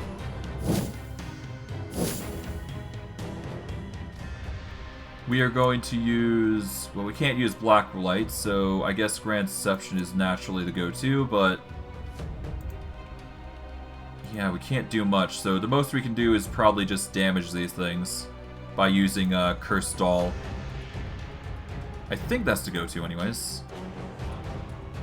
Yeah. Either that, or we just use the AoE damage, which is not as good. We are going to focus on dealing with the offensive pylon first. Okay, we're going to do... we won't be able to get the buffs, but that's fine. Although, it does move them, it seems, so that's good. Okay, Agile Grasp. We can reduce the luck of the inventor while we're at it, so might as well. We can pull him forward, because why not? Okay, so he does a heal there. Interesting. Okay, so we have to deal enough damage that it's gonna work against him. Okay. Okay, we're gonna do Grand Deception here. There we go.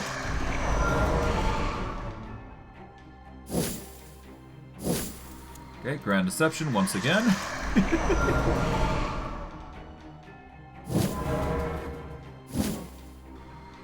Okay, we do Cursed Doll here.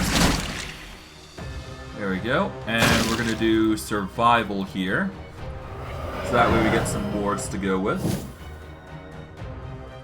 And we take you out now. There we go. Ashes to ashes, dust. That's dust. 1. And that deals 100 damage to him. And he makes another. Okay, I see. Interesting. Okay, he absorbs the resistance, but that's fine. Oh, that's a debuff to our poor boy. Okay, we're gonna go with Blacklight here, so that way he's losing out on some accuracy. Goodness knows we need to do that at least somewhat. Okay, we're gonna go with... I guess Ectoplasmic Cloud is a keeper, so... I think we're targeting the pylon. You know what? Let's target the defensive pylon first. Move those Might as well. metal legs. Okay, claw you, and now we wait for you, which we'll use Agile Grasp here. Okay, reduces you down near death. Okay, you're buffing the dude. Yeah, that's fine. And thankfully, because of evasion, we actually, now that I think about it, yeah, no, the evasion's actually going to help us deal with the offensive pylons. So we just need to focus on the defensive and supportive ones. Okay, we're gonna use well, no, let's use we're gonna start with Curse Ball here. Here we go. Move those mortal legs. Alright, there we go. We're gonna use Black Light here. There we go. We don't necessarily need to keep doing it, but it's still an option. We're going to use Grand Deception here. That way we get our defenses up. Okay, we go with Cold Grasp on the offensive pylon while it's still up. And then we do Agile Grasp on the offensive. There we go. And that's additional damage to him. Okay. He summons an additional few pylons. Mainly support, it seems.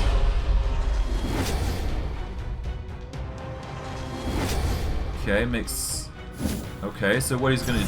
Okay, so the pylons actually buff him, which is not fun. Okay. Okay, I guess we do, well, not necessarily Skullfall here. That's not good. We can do Slake with Darkness, though, can't we? Can we not? Oh, wait, they're immune to, yeah, they're immune to Slake with Darkness, aren't they?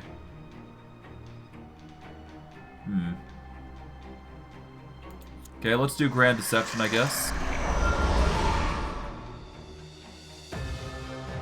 Alright, let's see. We deal 37 damage with these guys. We're just going to continue Grand Decepting. Yeah, no, if we just repeat these guys, then they're fine.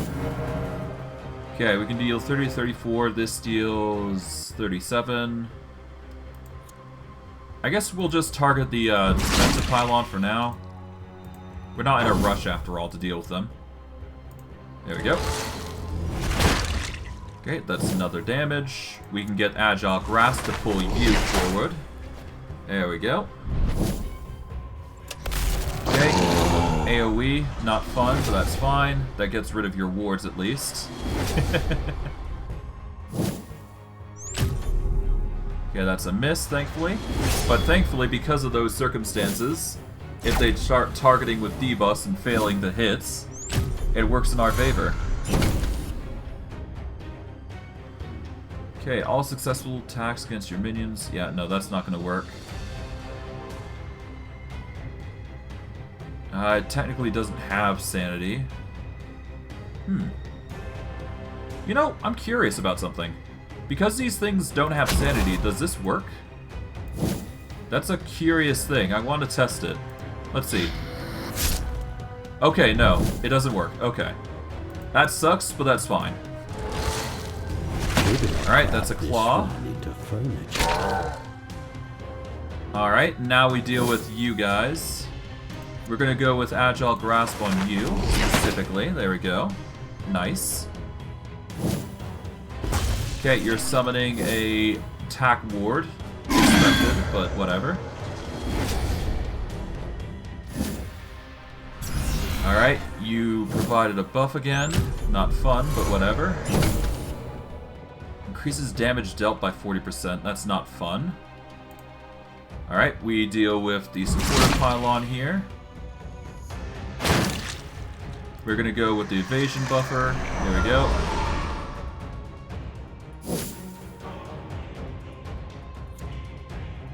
Alright, let's attack the supportive pylon. There we go, that's a kill. Alright, we're gonna target the supportive pylon in the front. There we go, physical, because why not? Okay, that's another support pylon, that's fine. Okay, we're suffering some damage for our front line here, but that's fine. We'll just have to live with it. And hope it's enough. Okay, that's a debuff again. Thankfully I can get away with... Well, no, I can't, but I can get rid of the ward at least. There we go. If I go Grand Deception here, that'll at least guarantee the 90% buffer going. We're gonna go with Cold Grasp here. We're gonna target the supporter pylon here. There we go. We're gonna do Agile Grasp once more. There we go. Okay, they're buffing him again. Not fun, but okay. Okay, he healed up the support pylon again. That's not fun. But at least we got the near kill there. That's fine. Okay, yeah, that's really starting to suck now. Okay. I might have to get the mummy to remove his buffers. Okay. Let us use Dark Channeling here to get more mana. We are then going to go with Well, first we're going to go with Cursed Doll here. This is my kind of entertainment. Alright, we're going to go with Cold Grasp here to deal with the supportive pylon once more and get his damage or HP down. We're going to use Grand Deception to swap these guys over, so that way we get our evasion at least. We are then going to do Absorb Power specifically, so we reduce his damage and basically remove his debuffs, which is going to be fine. Okay, his damage isn't that much, so that's good. We get rid of his wards, which is not going to help him in the slightest.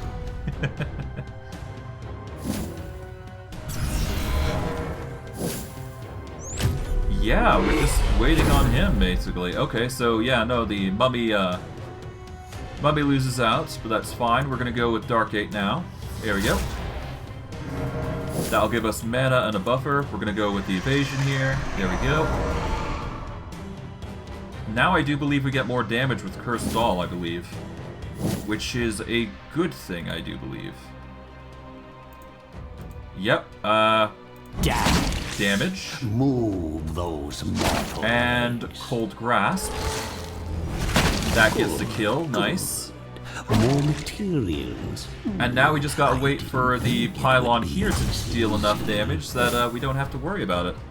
But we'll see. We'll see. From the looks of it, we're doing rather well.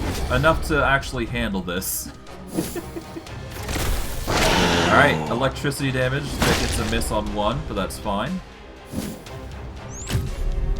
Okay, you missed that, so we take your ward out. Good. We are going to deal damage to the offensive pylon, and that's a kill, I think. Those mortal legs.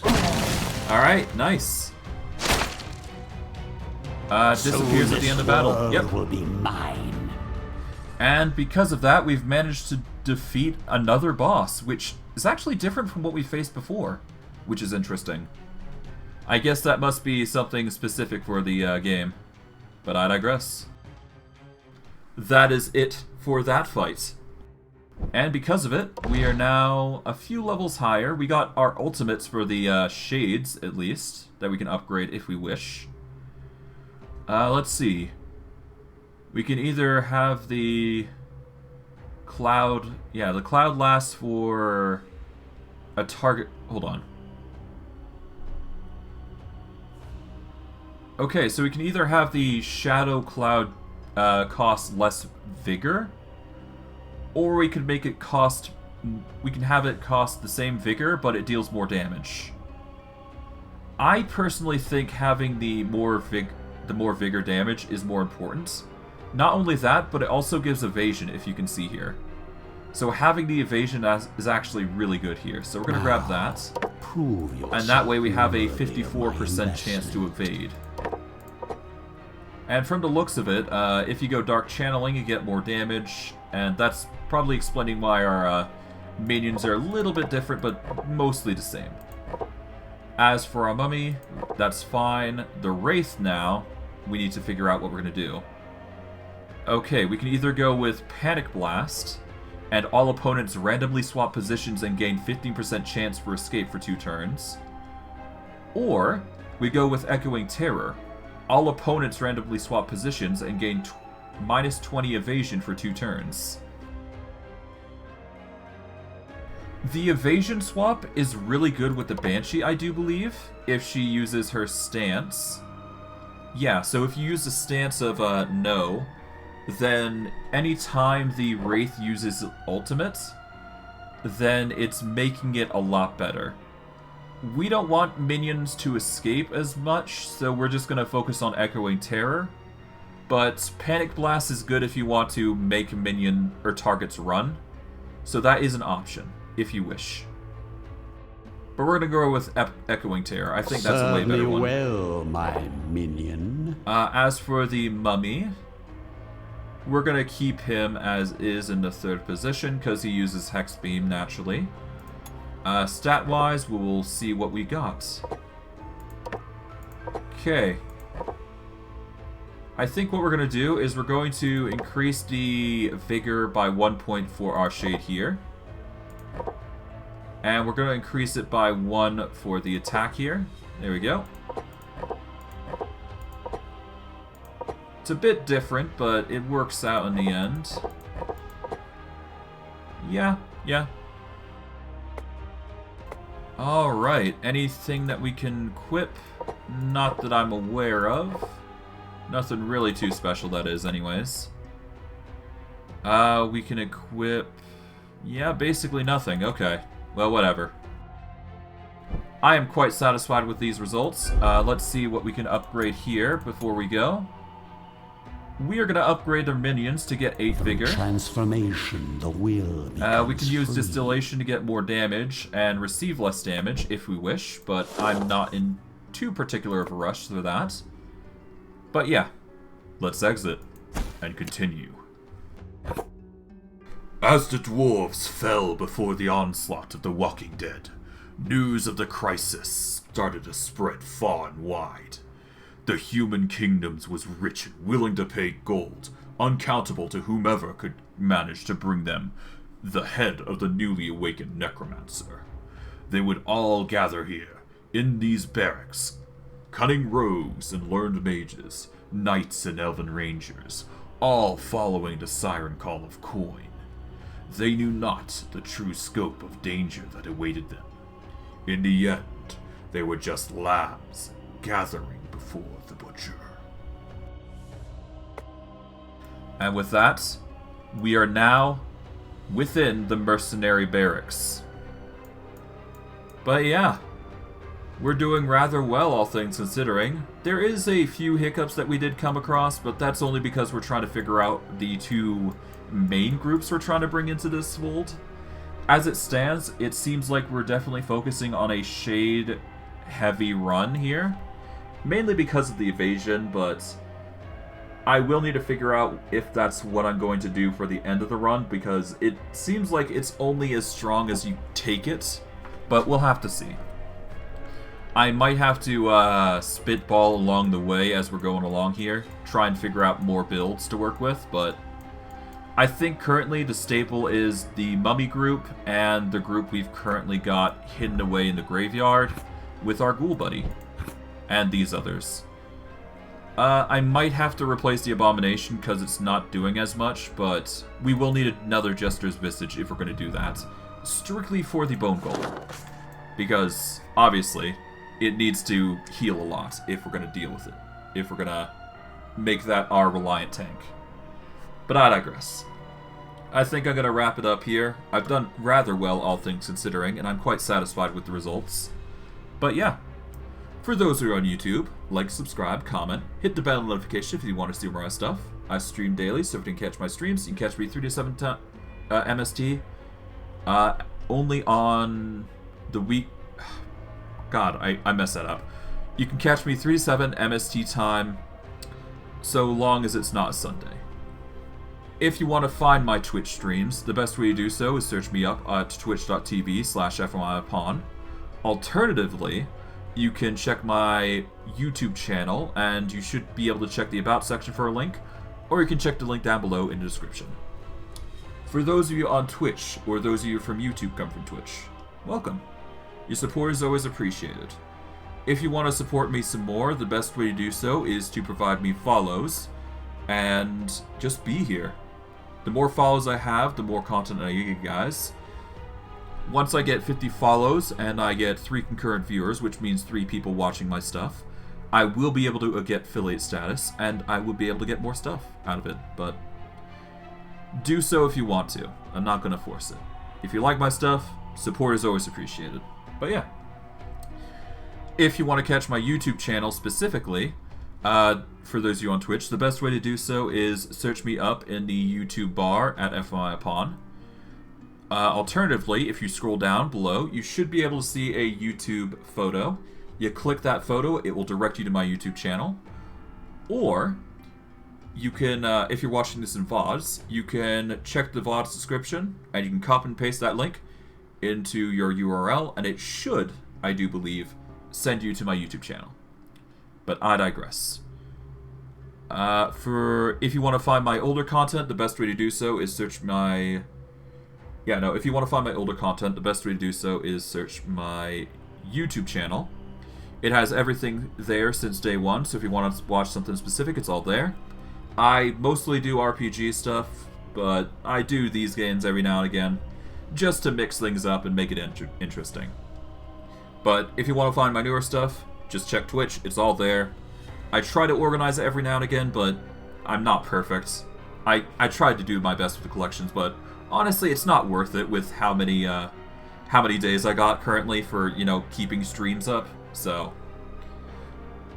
either check YouTube or Twitch. It's really up to you. But I digress. I hope you guys enjoyed today's stream. I know I did. To the world above. It's only a matter of time. Thank you, Iratus. Thank you for interrupting me. God. I hope you guys enjoyed. I know I did. And I'll see you guys next stream. Take care, everyone, and have a good day.